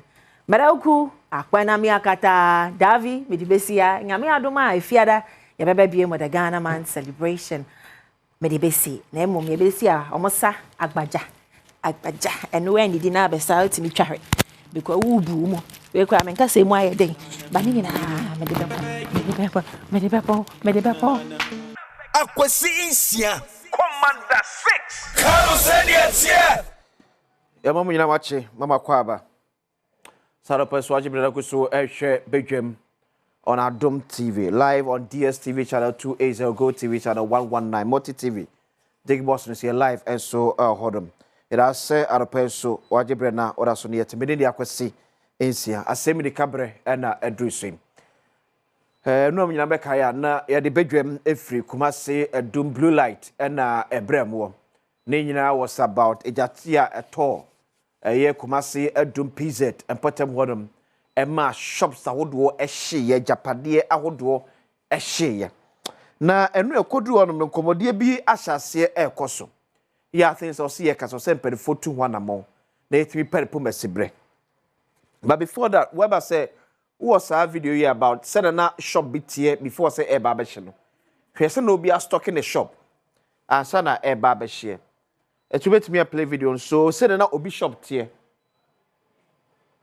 afenu akofa niema e de aba begumu ya say waye bia kama omi say yenwem krabofo e ba ba wie wa kiri wia enti eba ne say ya boys na wo mu so no e na akọ Adom blue light nso a e boys na girls niema na eton ni abaso nko a etu pempaboa pa abaso pa wa America ye gina na so ye pa yiso kọ Kumasi Adom blue light ho na abenya bi ato girls nso mpaboa antare ya abaso pa e ho ne boys na girls na guonom etu we abrante ba akọ ne shop any. As she said, one for BBA. This was a near manual load, I think, Wednesday against Friday. Yeah, a jato honum. To no shut down Tombiasa. No shut down Tombiasa, and a ja at all. Now, quick back to Senator Honum Eshi at the fire. Now, a commodity be a cost about the rebuilding of Adom blue light. se shops na honum no say ejaka no eti ayembre o se adwiri da ne gu ne yesese ne foforo ba bia say echirgie abai say abai through the regional minister, through the assembly and that's whatever like in general abai person si but adwadi fo na won say boys person mo person come sika boom esi o made omo aso person come sika boom esi o made because obi asma no catch them say black was me lose 3 million Ghana cedis. 3 million Ghana cedis. Which is about 30 billion old cedis. It was say me 1 million. That's some case me see me shopper. Enya de kese bia. Now, omo fie ni nyina say omo pre e ma ban esise kim e be from nsa. So omo pre say aban bra mesi shops na aban esi awie aban e de ma renta e be from nsa. Wo mo na eni dwo na afo ma benya shop e ho honom. That is the fear. And then when I'm regional minister, and you could ask about what I say, I don't think this mistrust is targeted at the current regional minister. A systematic failure. Yeah, Baba Tuyen. As a told the business, be say, see, now Bampen focus on more bemwa, a be one and ne what shops the honum no, to me rente, near the shops ne from some, near the ama obia. Not only shop ho. It's nipa what about 40 years? What not 30 years? What not 25 years? You and him say, Hanam Kwasabi, men sabbat me a commando, men ye be a tram my school fees, a tram danka, I have a bushiano, a free sir. That is the mistrust. It's no info, ye free menshia, which Kumasi Traditional Council. Ene manhia na man for no so eba probo ahodom ebe hweye kwan yom so betimi afa so aboa masa mistrust etimi afura asem akwa na ohini ba ko e ka chem nyina se akwasi ohade nyina ye gidie na ni woni ntia because gidie on yenim se akwasi nsia na ne shops hanom ene jaahye esiwi akwasi une be ma first option say braba rent shop no bebe wie chene konko wie ni sa na America ke nipa bia na oni shop honum eno se hohye ne yesiesie amana ye kama etini apani bia akwa fa no no abaje shop na me na me di dwa honum no na ho abome. This is the challenge confronting us, and how are we going to deal with it as a nation? Anything na ema akantaman to the see na ye mubu ye ntiase ene asa jama adwadifo na esi omade gidie ni ho sa gidie no so afiri ho no mu a ede yem hye ede o haw ene oba man mu so manfo no enya gidie wo aban mu a etiram ka se enya necessary aban ya wo so banfie konfie ba no ene ya building over the years. It is a queer cantamanto. And you are just so a brrr, and one is idea sissy. Why, Yanny, sir, you bet Jeffrey in some. Why, Manania, dear, you bet Jeffrey in some. So, Dr. Frank Amwakone, woman for a show. How about me at turning back the queen and mamma for the one said? Yes, over the years. The political class no etwana mobia amatimemfo enye gidie e was certain decisions to take. But you are going to do something different at this time round. Ubebi bisronku amana dediampa say ampa ye na ye tuma free hanom na yesi hanom no ye tumu wi a ye be sad makoko si ba bia na mo ye gidie se gidie ni won mu a amafo de bia da e be fam rande a show mo nsem. Me say ade e koso akantamanto no entwaye say jahye na yepese esiesie na adwalfura kasa afato on so no ba kwakosi but o mo anye ne saa ye politician ye ni mo mo obepe kwami so ma from sa the trust the bias my canon no si an trustia ya mafo anya gidie wo yemu a sa mafo anya gidie e wo yemu a de bia mane beba de bia how beba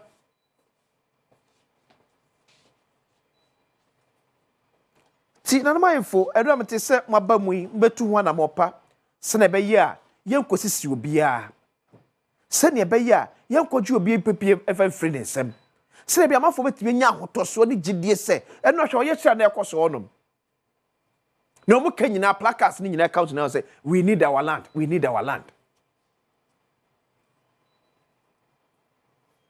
Ye man for trust ye political class monya me amaduma kwanya ba mampani apane tumi bidia ma say gidamana mfidi segment ma manfo ne nya gidie wo mu gidie ni wonti ene ba bedu ba bia ba bedu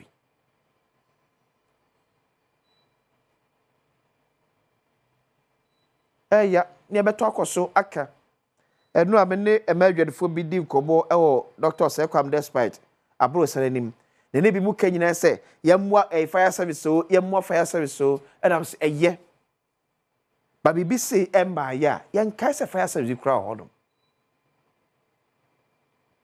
yetu omo ema prama nkrofo AC abrosan ye to so 12 fire service fo ni atwede e betimi akọ abrosan ye to so 12 ba ya prama nkrofo si sa abrosan no ene ko airport ko hwade. Look at the number of high-rise buildings at your airport. It be 13, it be 14. How when you could be a fire service? Sa 20 Mr. Me from Paris. At 20 Mrs. Sa a time with moi. Obet me ya candy obet me ya ko aquacodumino. O may you planning yet? The cranim ni. You're planning yet. And most of them there be a make say Ephraim fua ye di asase to me ashomonsa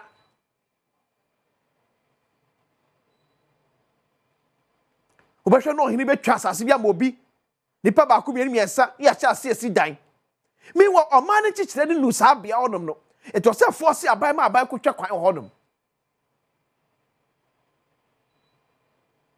ye planning ye akwasi senior ska start bio betimi esi without recourse to other state agencies. So a dana wusi no first as for chefa was dana wusi no any say sabi bisia ya better timi a deal with it dana wusi no o se fata when na batende oh there be and no se pejan wom next wo and I just see this dan no okon kan ya so no che se wa Accra Sports Stadium bra rather minister bi ka chebe o so to da bia obekọ dabi wo no ni atwe stop work so omo na atwere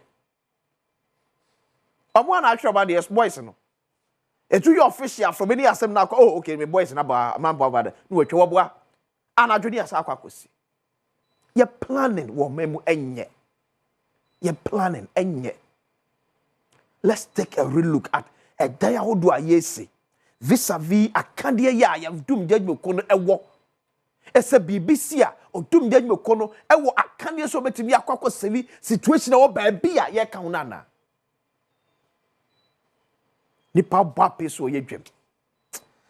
Ochina me ni adwadefo ni bi ewo kubas bedi kubasam kese bi wonum ya ye ne ba ko bedi hu komo pa there are certain niema bi akoso.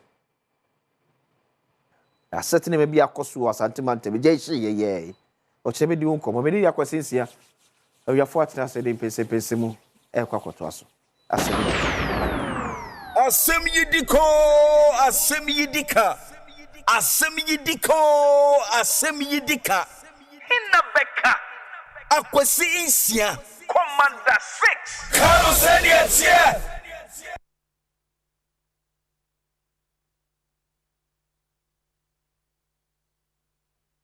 Ghana man team padamo tontom baby mami free there's a show oye Ghana man team in padamo tontom Cape Coast Ogwaman kese papa ever Cape Coast school aso true and no ho bo Ghana National College ho na mko school wo fancy people Wesley Girls High School and a bebra okeka ho afei ye wo University of Cape Coast and a Cape Coast Technical University na wo ba no tourist attractions is ebusia we buyendo wo Cape Coast ye wo Kakum National Park ye wo Cape Coast Castle wo doso dodo na face epede ba Cape na wenyu age no ramawa oye bosom September ye na fashion kese pa ye frano ogwa fetu afashion make debre mampeda me chende me to safro boro Cape Coast na wara ebeda mase ezibaneze we buyendo de ya na ejoda kopim yewode bia 5 p.m. Mr. de ebehwa Adom TV na mezichi novela chat mezabro kwanstrom kodo Adom TV yewazoyi Ghana yewazoyi Cape Coast ogwaman yewazoyi GTV ya bob jina kwa ba bia bra so se ye de pese mu ebeto aso medin de akwasi insia bedwafo atraso no nyafo Charles Redu a member of parliament managed a Brim constituency, a former deputy minister for foreign affairs and regional integration. Say, Honorable Von D, member of parliament managed a watch for at Timokwa, as Wabeka Yensa and Anopen. But before that, on the brighter side of life, happy birthday. Ekoma Ora John Massey Arthur, CEO Edema Brand Forward Ventures and manager of Casapreco Depot. Yewo Asama Kese. We if Maxwell could the Kohon was always sure the best Yami. Now, Chief na onyo kese pa ko se obeye kese be jafo so da smaje bre na mo so mo hwe bedwem ona boko de Adom akwesi nyame Adom ona wo charge read nyame Adom ko so cheye nyame Adom na brem yeguso kakra Saturday na one of hardcore party near Feno Kofi Sami Ofrim Intino Koye ne Abodom Saturday na me Abodom. Okay. Bibia Echo Kama. Okay. It's what the how many months office name? Barely 3 months. Be mienseni, bosumi be mienseni. Okay. Yes. So be mienseni. Are you on track with the promise now the man? Oh, when you no cry. And I what bit oh, netia ne se Ukraine akwisi. Time I call akensie no na me sure pa MPP baby. Okay. Me sure pa say Dr. Baumia bedin kunim. Nti na boa me hye no me henje on the fact say NPP bedin kunim Dr. Baumia be president. Okay. Me ma be MP. Ye benya ministers, ye benya Napo as the vice president, ye benya municipal chief executive. Na party in Shisha Biba na ya de ato ho no na itimi ediso badanko ba ne sa okay etoda nyankopon nenim we de wo hia asem tu nenim a ono nim nti media nyeme bia mekeka asem no me ma hyase krapa meye okay communities a musu mu hia nsuo ene ade ma hyase a me mo mu nsuo biom last year me the tournament bi ba an efon already scap na ye pe talent nkola mu ni mbobo enso penyin bi eni ho a anka ombe so mo nsa de omakodu pepenso eso omokodu it me boy am say players ni bia omo bobo ye no bechem kotoko ni ade abefa players ya say omo ye omo this year so ye besa abobium nchi say bibiri communities ni bi ho a e bia omo network or issues ni ade medikan makohu gifek for on say me member of the communication committee gifek share say Indra me ne gifek CEO no edin komo wajepene say communities be to say hwe kwai to say impintimpi to say that the krum omo network issues no on beba be boame na ya so intino so far ne de me wogidie pan say promises am make e boame share omo no ya hyase ye di so. Okay. Outcome of this election is shocking. Ukraine ayemwa man dan da say Dr. Baumia belusu election MPP belusu election Dr. Baumia on your president what now you say belusu and I said the margin of defeat no maintain this MPP beti belusu elections akwese wo hwe ejuma na MPP aya eba ekwan eba schools are schools eba chese ejuma she eba nkania electricity a ye extend nkania eko communities a eba ye hope de say one him say your mining area Newmont ye ejuma ho ye ho ye sa imbe ye dua mbe pa nso eba mba pharmacy ye chiche mbe bebre amom so mundua you know iti Ukraine cocoa nso ya tu cocoa ya say cocoa growing area you know kroni bebre ni dua cocoa she cocoa ye tutu ye tu cocoa scheme obia fe pharmacy ne kua obia ni age nti Ukraine results na buy ni de me wanwa but then akwesi say na onim no nyankopon nim ne nhyehyɛ onim ne ntia ekobasa nti no bibie na ebesiwa kwemu bia no o de matwedi ampon nyankopon ankasa okay nti ye de wa twemu afi ncheba 2028 besaba nti omumpo a na ebia ya obi ni you know akasakase bi nti omanko to kra ni nti no omma aye krado say 2028 there okay omba akoto aba e dia man that's it say eba na abedi ko na me wakrata bi we free honorable Felix Kwachi Ofosu, the member of parliament for government spokesperson on government communications and also spokesperson to the president. I was saying President Mahama consult with the Council of State on 3 petitions for the removal of the Chief Justice. So show TV this one. Krata na ora Felix Kwachi Ofosu atwere no ena da hono. Krata na nyina ene se Mampani John Dramani Mahama ensa aka petitions mako miensa. Ye ni nyina e call for say yempam the current Chief Justice. Her leadership Tokonu, Georgina Tokonu, and free office as the Chief Justice of the Republic of Ghana. Now, see, I say, Mampani, I refer at the Council of State. Say, Omushena into who anamo. Na yensha kratenim, bebia, ebebo esino, yemfa embono ensi. See, we na say, Gazo say, penny fortune, I can say, Bibian swinim, and my many 12 Jumasua. Obetua na dwuma so ami eno hu krata na bi eno kra ko si me hu krata makan krata so de amamra kwan so na well it depend say okaya omampanyin na nado danko akufado abroad in ejuma ebe wiye no Professor Zan or America obian Professor Kokwasa yeah on also the petitions are by sure. But then, I'm share petition him no petition we ninja so bia. Into no you the 2 baby. Into so far you who content near. Okay. And the other 3 petitions now. Yeah, content with per this letter you who content are ewo engineer so petitioners no agina so nti. Yes, na yempamo Chief Justice ni hu ye. But I could see so yetete nsem. Yeah. Anameboa. Ghana ne we. Yetete nsem. Oshe NDC, Oshe Omampenyin John Dramani Mahama, to me say on said you're comfortable with the current Chief Justice. You know, utie NDC form penyin for President Nankasa, Nensam Kekebi or what. Say on you're comfortable. Obi enim. On say Washa for the past 8 years. And for the past for the past 12 years in here, NDC president bia enya opportunity say oba appointed Chief Justice. For the past 12 years. For the past 12 years.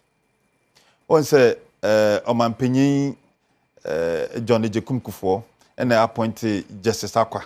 Yeah. As the Chief Justice. Oh yeah, osa nti ne du nejuma be wie no no appointed Justice Redu Subai. Yeah.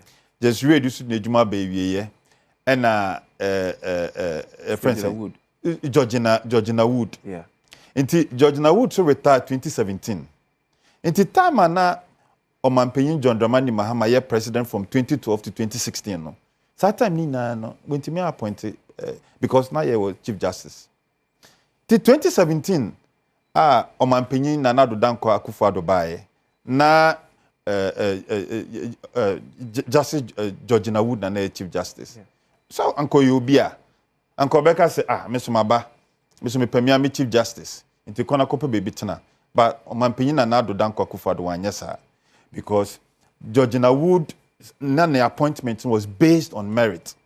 into Chenya Judge na who didn't ejuma bewe ye no and okofa justice Sophia Akufu by Chief Justice. Yeah.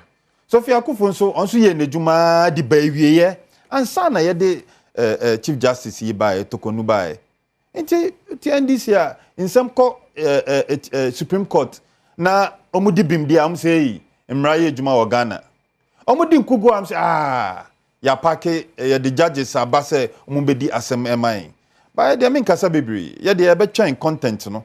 So far ye hu content no bia so take content omu engineer so a sa petition si engineer so no ye twan. It is the bar omudi engineer so ne bar. Eho na ye wo bibia ye beto yenum so entisuo. Na sɛdeɛ wohwɛ mu deɛ a ɛnka mampani nyɛ bɔne bia sɛ wadane ade no de ama ɛyɛ Council of State sɛna mamara no ɛhyɛ no sɛ wɔnyɛ no sɛ nɛteɛ ne sɛ ɛtɔda broni wɔ word bi ɛfɛ no frivolous. Okay. Engineer ankasa petitioners no wohwɛ kratani ɛna me say last year professor of accounting or say a lawyer Professor Koko Asare, Professor Azan, the petition command on Mampenyin Nanado Danko Akufo-Addo. But the President Akufo-Addo share petition no. Or can kind crata no. So answer me Professor who came there, Professor Mum, and so engineer should be him. And into the young fan to baby na Honorable Tiadiwe. This story was published by My Joy Online on 11th February 2025. Headline here, judiciary hasn't been fair to the NDC for 32 years. Kwachio Fosu insists. Minister of State in charge of government communications, Felix Kwachio Fosu, has claimed that the judiciary has been consistently unfair to the NDC over the past 32 years. According to him, the pattern of court rulings against the party dating back to the era of former President J.J. Rawlings suggests an inherent bias against the NDC. Speaking on Accra-based Channel 1 TV, Kwachio Fosu asserted that the judiciary's treatment of cases involving the NDC has been prejudiced. Quote, the Chief Justice is not at the beck and call of the President. She is the head of an independent institution. However, I have my views, and I don't think they have been fair to the NDC. For 32 years, they have consistently ruled against us, he argued. Engineer Sobeng and Honorable Felix Kwachio Fosu, what they can say. Also, most of the cases are involving NDC or court. In 2012. Yeah. In 2012. Yeah, you call elections. NPP, you lose you. The case in the court. Then they see Ghana. Ghana. Okay, lose your court. MPP Kasai, Nana Akufo-Addo Kasai, or disagree with the decision of the Supreme Court. There's no more nyajin, Nanso, or respect your decision. No. Also, no more nyajin, and so decision ma making no, me respect me decision no. Nana Akufo-Addo call train and then wabaye president. We win the Juma, or Mampenyin John Dramani Mahama Abba. But it is you're talking about the Fourth Republic here. Oh, me say asema American they say. Say who case now the court now engineer soa. And no and na ultimi call now argue case we na to asuma. Judges bebu ama. And they say we need so many cases in court. And they see, we need so many cases in court. Case here me can yi. Election petition ni. Send this we need. MPP, we had the opportunity of seeking a review. But Akufo-Addo said there be because a person of mine no, na kabum, a person asumdweba of mine. It's no want to mean Gina Sadio. I be my imagine say Chief Justice. My imagine say Electoral Commissioner. Sankofu no me you with you. Send a mobile so much you microphone. Oh, I could see. Baby, I do Ghana. Ye koyenim. Se obi de bibi ba na ewo njina so na uhwem petition no se bia nipa na koye bibi wakodi sika project katasese bi wo baby na you know problem bi ani ho ye ni how ene de se kwa nipa no krofo behwem no so asemi a mudi abedie I think say wenjina so iti where how many initiate processes no say wo hwe constitution ni ma president is entitled and the president is enjoined to pick 2 Supreme Court judges sit as a panel nti ba ko be chairman na ba ko a panel member no ma hwehwehwe nsem nim nti yebehwe ye bi edi ani be di akire na so ma yo madwen say oh esan say omampanyin na nado danko akufu ado na e appoint ma me nke be nchiro she justice of akufu omampanyin akufu ado e na appoint no me ka time crop or appoint no ndc for say hey akufu ndie e bia be hokapa na eninua be hokapa na enichiriba enso omo lead demonstration against the DDEP haircut one and dano justice of akufu and say ministry of finance issues or mobile a friend saying DDEP haircut justice akufu na edi demonstration ya no na say man penyin ba ya obete committee on obete council of state so I appointed justice akufu as a member of the council of state and so time man penyin akufu do appointing you see we eninua and what fase we obabedi atemuan obabe dani bibiama MPP and so say oh ye juma no ba no o hwe enyemedin no se da bi me wo ha based on merit my year juma ma started from the magistrate court me the high court me the appeals court and me the supreme court it is said the me abedu ha the me abetena ha dia esem ye me juma into en juma fine sanso na justice tokonu ne juma nti ya de na ye kan se omampanyin John Dramani Mahama why wadwen se mami a ya kofa na ote ho oye ne juma kama nsem bia mba hu wo pese oyi ni de ye twen content no se content ne ba eno ne e obibi kan because ye ken e bia na wakoye boni bi ye dim nti ya ne mpese be kasa bebre e pese ye read the content ni ngina so a petitioners ni ejina so onu nti no mpese ye yi maame no se ba ye obibi kan ye so e be kasa.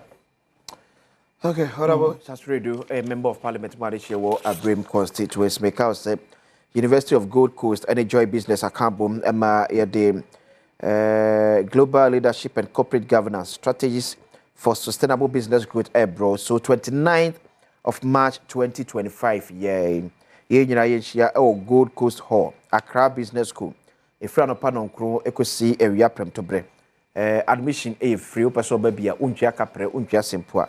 Nyobe nyina so beko enhomantenta kese esum www.ugc.edu.gh/event etie www.ugc.edu.gh/event and abet me afre 0260 500 444 0260 500 444 so on the 29th of March Yenyina yeshia Gold Coast Hall ya ewo Accra Business School na ekoti enkoma betimi aboa ameyetimi etumpo ne business so betimi ejina na so ye papa ne kasmafo aboa ba se bi Sir Sam Jonah, a renowned business leader and statesman eti yenyina enko na enko make out secure koso ne twenche but another draw and so bro another 1,000 Ghana cedis over benya sa eska winti o mo yen tell say dial *281#. Dial *281#.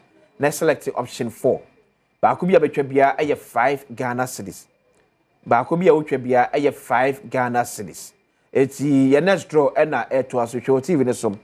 Draw no na eba na select one number near 1,000 Ghana cedis and pay ye for taking your time to watch Badwam.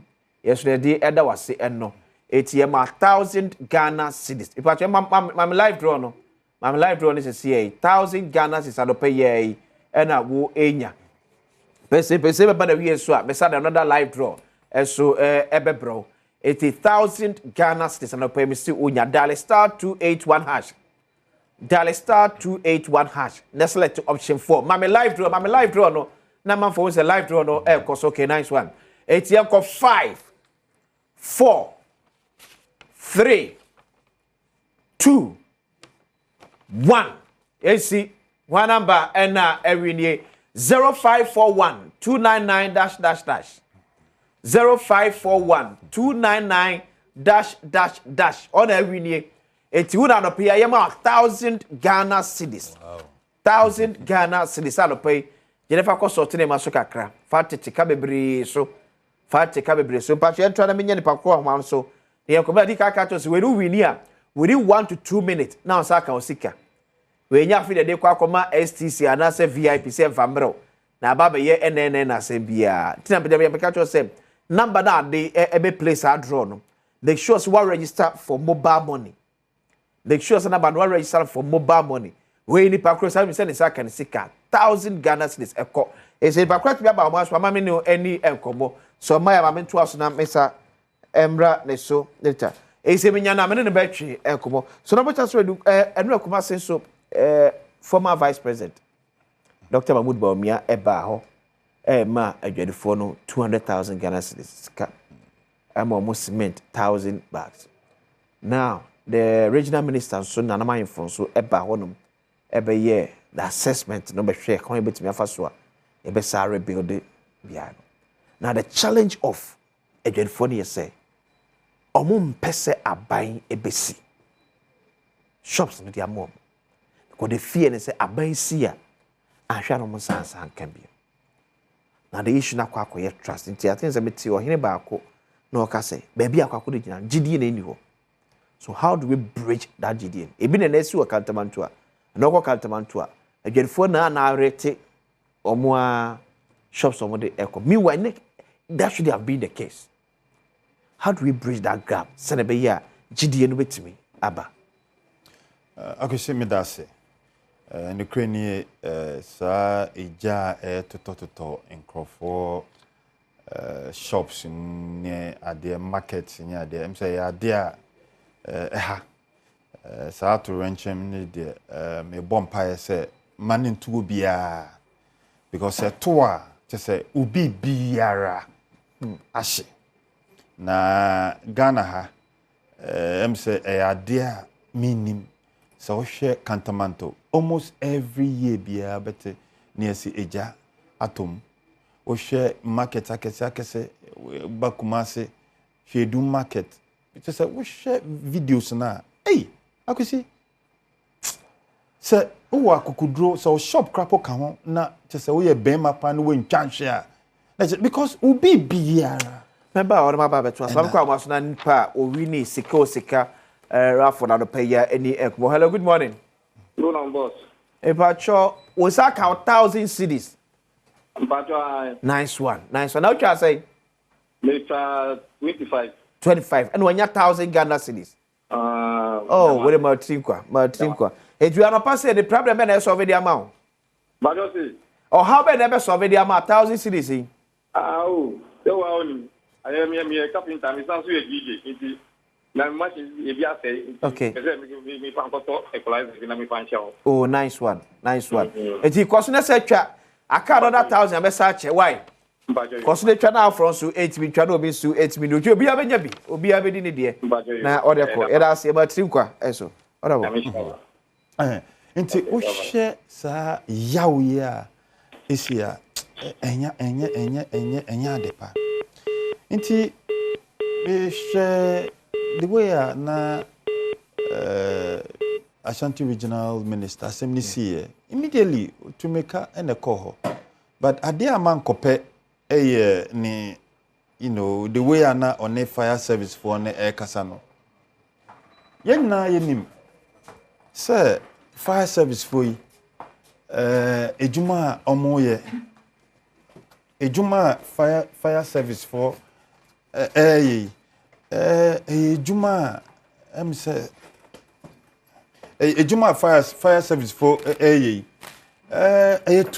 Mr. Apana me say 200 Juma because akituani nya hibia nanso omafa edesi omo ho so say omo beye say Juma ejuma no so mo how bebre Ashanti Regional Minister obeye minister na fire service for e call no ho na so Papa, we dey ma akwa ba o. Na ye wo how kakra, ye how baako ene say. Ye fire tenders ana kasa na nyema ye di dum gya no. Ye ni bi akaba mienu bi pe. etoda kra nsuo kra e de be kwa kokodum ja nsuo kra na a problem nti aya boyen nti minister no so call ya eja nation na o keka sansem no dem say na papa we ayo wa na fire service for be catch us say omu ni facility omu ni equipment omu de beku omu de bedum jei nti bo omu nti bibi sa ba yenjina enkran ni yenjina bebi ankran ne wo enyi nkran ne nsem asem ye aba ya to yentem yenna yenhwe kwan e be fa e bedum ja no na de onam na wan be bo mama ne wan be kan su asem ankyere me bebi wa park o kan yi da eno no at that particular moment no and solve a problem no. So what things I say where if I check me minister no concern was say car ne suo no na nsuo wom mo yuso am nsuo nasa eja no gusto ehye adenti na car ne da so si wonum yentimi ntu fa nkofa nsuo from fa madum eja na then I met say na Kenales Nate the PR member of Ghana National Affairs ekase is part of their routine adwuma mo yese car no or say there be eja ba ko on grounds.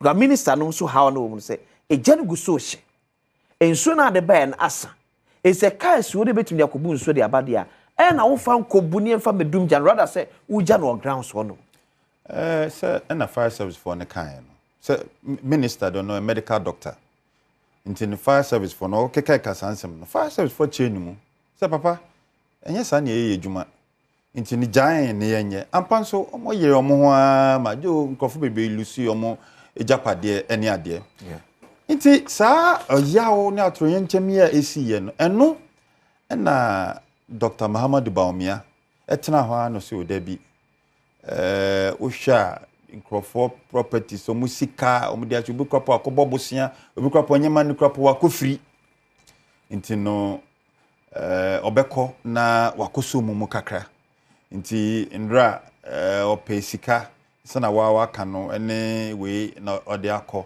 na ode akọ support omo but I think say moving on no ndo o she videos na omo no mu digwa ne mba na omo ni jepa omo da man penyin abedi chire Dr. Baumia omo dana se onumpo oni abemu semisi ye waba oba beboa ene ade na bibia akoso but I think say moving on no in binuma shase po kase sa policy ya omampenyi nanado danko akufa do baya every constituency bia ya ma constituency bia ambulance no anka sanso na yenye replicative fire service for no it's one constituency every one fire one constituency bia no anka yempe fire tender ewo ho sa na bibisa ba quickly no na omakodum no ebi omonso utie fire service for na nkomo mudie ni kire say I think say omondo so musa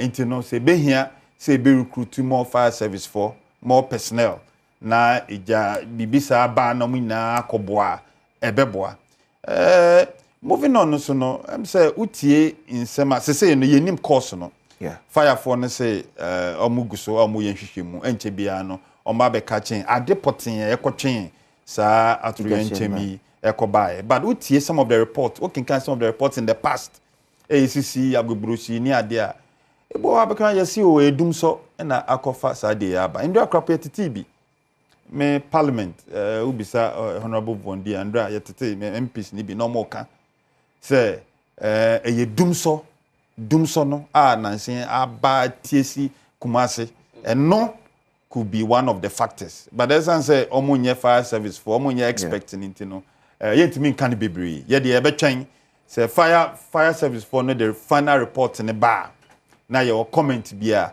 na yaka nti ya maame nom ya papa nom a mo japade musika mo bibia ahye no minimpa say mo hawmu but munya botre kakra ndra Dr. Baumia bibi kakra aba matoso say amampanyin aka say ombe yusu maslock na obia ni bibi ekae no ya replace ya manisika na wetime agina ne naso na we nso na besa pom cho wo kan bibi akosi say akwai says nansin no dwadifoni ni gidie wo politicians mu do abanya ka say mo bia enkosi ni shop ana store no aba besi no gidie nim if say yehu bida se ujai na omampenyin Dramani Mahama Kusia omu wia NDC for na de be momo ye be chicha ma NDC for no wo so nim se edumu nso de MPP for na do so ho do we ye mpese be ni parties sem ni ade ba nsama nkrofo keka ebi no se ba on be chicha de ama NDC for enti eno mo mpese aban ede ne ho eba begim no Aravodi be ko break ababa ba mu akwa baboko de Chifo ati mokwa amra shebedwani ai ehoboko nyame adom ehoboko na ma menchi atiefo woni wa ehwe and then the traffic am firm no kafra na esododo kafra anti ehwe fonfa nchemi mate sama mantem ubeko break ameko break mba me bana Chifo ati mokwa amra shebedwani enya kwanya kase de afi no ha se enti woni enti bula bre aso ye kwa ba isi esa ujira kwa be biem tibeka sika osika ko so le twa ehem sane last draw ebe bro no bi so enya 1000 cedis ere atono honorable David Theophilo Dominic Von D yeah correct a member of parliament Emma Adeshie Wotwefo ati Bokwa constituency honorable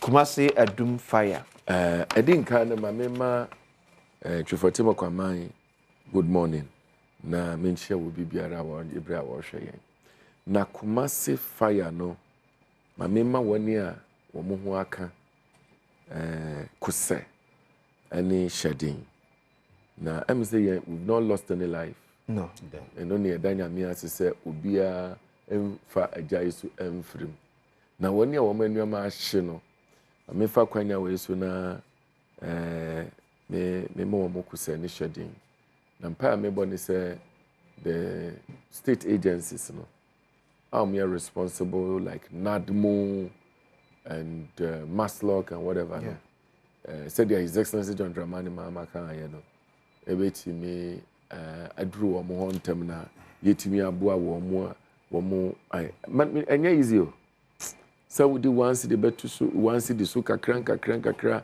abuildi wadwuma kofa nneoma bi won stores akese ne nyame adum ho na ade tua on college school fees one out tua na edakro na eja nye se bia ye wo mfumuso obi na eja ba hwiri ni nyina akono ayade a eden enti enya ade a esese obi soso na mempa ebone se yebetimi aboa na yaso masene kakra nya ade a wobetini nya ni nyina amene but yebeso enti eno so koma ye Ghana had the way your insurance companies no aye adwuma I don't know say what do saying that one insurance cover almost stores enura ye ko ho de ye bedwam free dwarifo ni nyina wo blue light ba akopɛ na no so aye insurance because so agyan oh my god oh adia no because o say asem to na oko make claims no or how of film no menua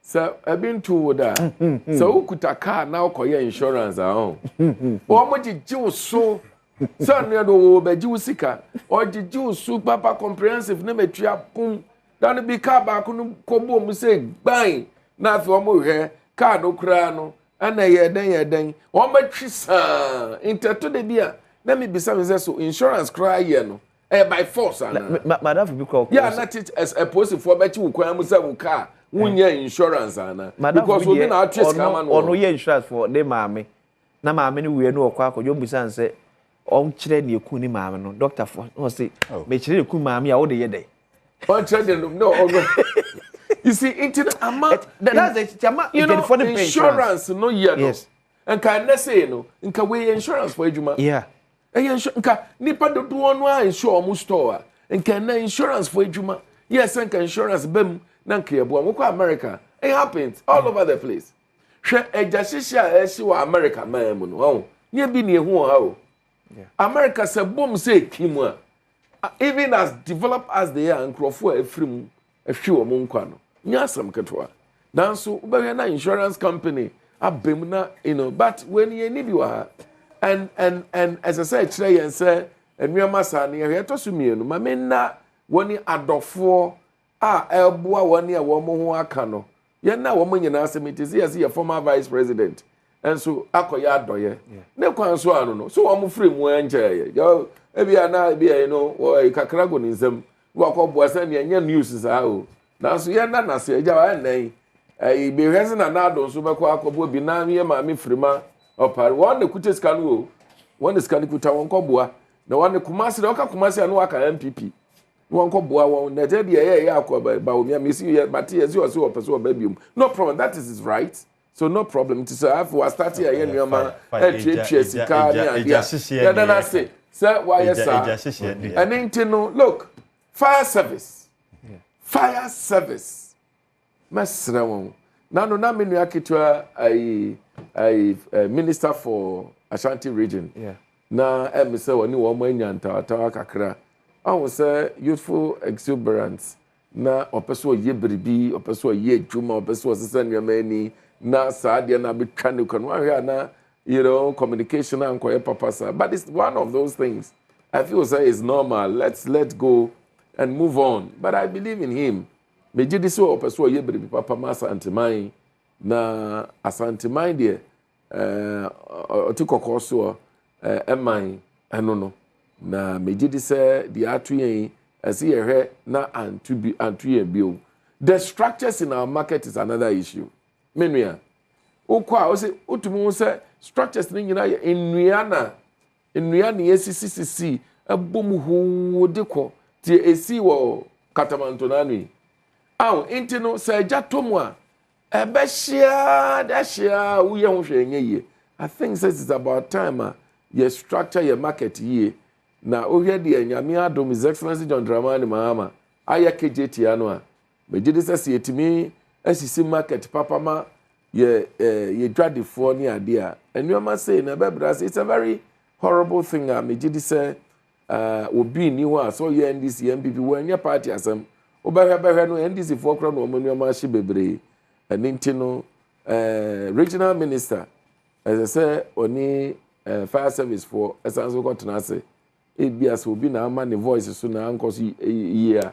Oh, I mean, let's jojo yam fa chicheche ye ho na afi no let's see how best betimi esi asanteman said ye because o ka se dwadi a asanteman na di dwa kese and ye wo ye ho hwe anye ye asanteman na di dwa kese and intina His Excellency John Dramani Mahama esi kejetia market no na ne kwanso ano no so osi wakumase and inti abane say ya ezi etena se ne adwene se ochina de here the abesinko. So on the issue about fire service, they say, how one as on mine, your resource fire service vis-a-vis the current trend of infrastructure development at Ecoso MM. And offer airport had a number of high-rise buildings on them. Fire service I can't be a bit to fire service. To say all other institutions in our country are all under-resourced. Fire service said they're working. So Jabi see a high-rising building more. I don't know how they will be able to go and deal with it. Hey, I'm telling you. Oh, it's a whole look. Now I called my commander, police commander of my constituency. Yeah. What a very nice gentleman. Ye juma ombreda. She said, "What two amusu sa o catch him so honorable. Boat keke ye de besi nsuo so. Ni enya life jacket keke. Say ye betimi dia ko nsuo no so pra no so akopa mo nkwala ni ye ni bi. Enti wo ba ya ni so ba ko gina nsuo ni nchen. Say one shot na ba ma because untumi ko bo bi ban so kuno. Wa bra wo mu fa no fa bra kwan so. Wo ba ko no obesan so aba. But say your life jacket. Ni wo boat speed boat yibia na nke betimi ni omo ayeya na anso bi ni ho enti boat ma ye adwuma ya oba ho be fi se me nya hwe. I mean, those are the problems we have in this country. There are nice firefighters in this country. I training omo but you see I can't do any ho. But I have faith in His Excellency John Dramani Mahama.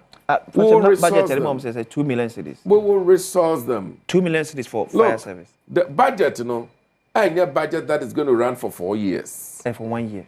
Exactly. So the point is that ye chance every baby abesia ko baby so betu nneoma ya be hu Ghana ha sikasema ya be hu a de nkrofo ya Ghana awia Ghana apepa in fact person na ka ye this kind shame me nyini say evidence obi awie what is here person ko eninti no asase ye ne kakra ye beduru ho but I tell you what before His Excellency John Dramani Mahama ebewie ni first 4 years no the second 4 years no now another NDC government better take over no okay changes will come things will be fine now security services fire service will resource them military our military needs to be taken care of and I believe in Buama will resource them you know and police service for example police service who resource them.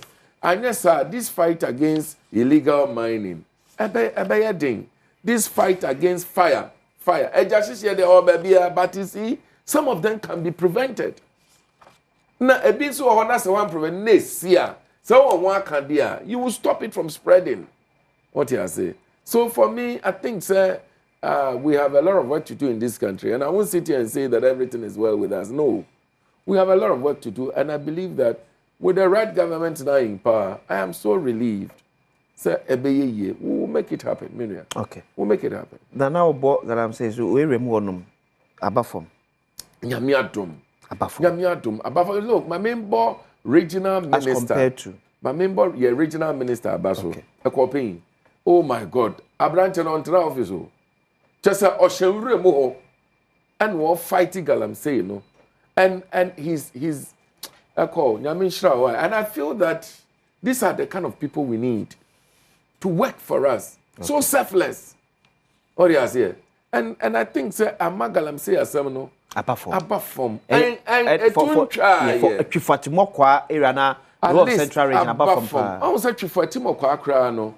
Galam say no. I am more of the river no. Yeah. And spreading my abontin see to koko ni adiegu from Derby. You're more of the river body, no? Okay. But I think that the regional minister and the regional security, you know, agencies, you know, the police and all that, they are doing what? They are collaborating so well.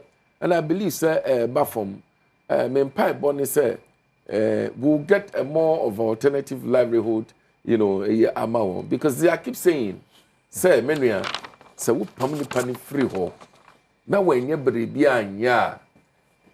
automatically he will go back because man must survive. Honorable Vondi. What do you mention as it? Mako Galamsey site. Yes. Virtually all regions now. Yeah. Galamsey also. Yeah. No crepe on a woman I be intimate country when you say. And yet alternative livelihood na boys nipe because that alternative livelihood or may be no way to their mom. That's the kind of boys ninya edi free Galamsey site no. Edume bie no wa Ghana ha. If you can give me 2 minutes, I'll tell you what I mean.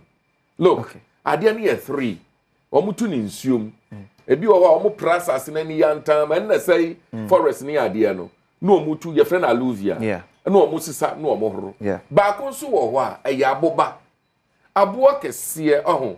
Na ekofom na gold nu wom. Into omedi akofom saa. Me say yenyi wo ma won nsuo so mfiri nsuo no wo ma prepare asase nani no yenyi wo mfiri ho what will happen is ya beji nsuo no ni yaji asase no ye say forest no but on enti na me ela na ye di basema me mani or forest no no I think said I have some level of concern assessing your for my live draw net was na me declare finances here enti me point ni say aboba no aban mo boys no ho ban na yemfa wo mo nkoku aboba no mu no mu ni aboba no and then yes long shaft mining no yem protect wo mo ni aboba no enyi gold no ni etime yi wo mo free nsuo no so ni yi wo mo free forest na wo mo bubu forest no gu form no ni edu wo makwa aboba ni die no and no na best survive adwuma yi 5 4 3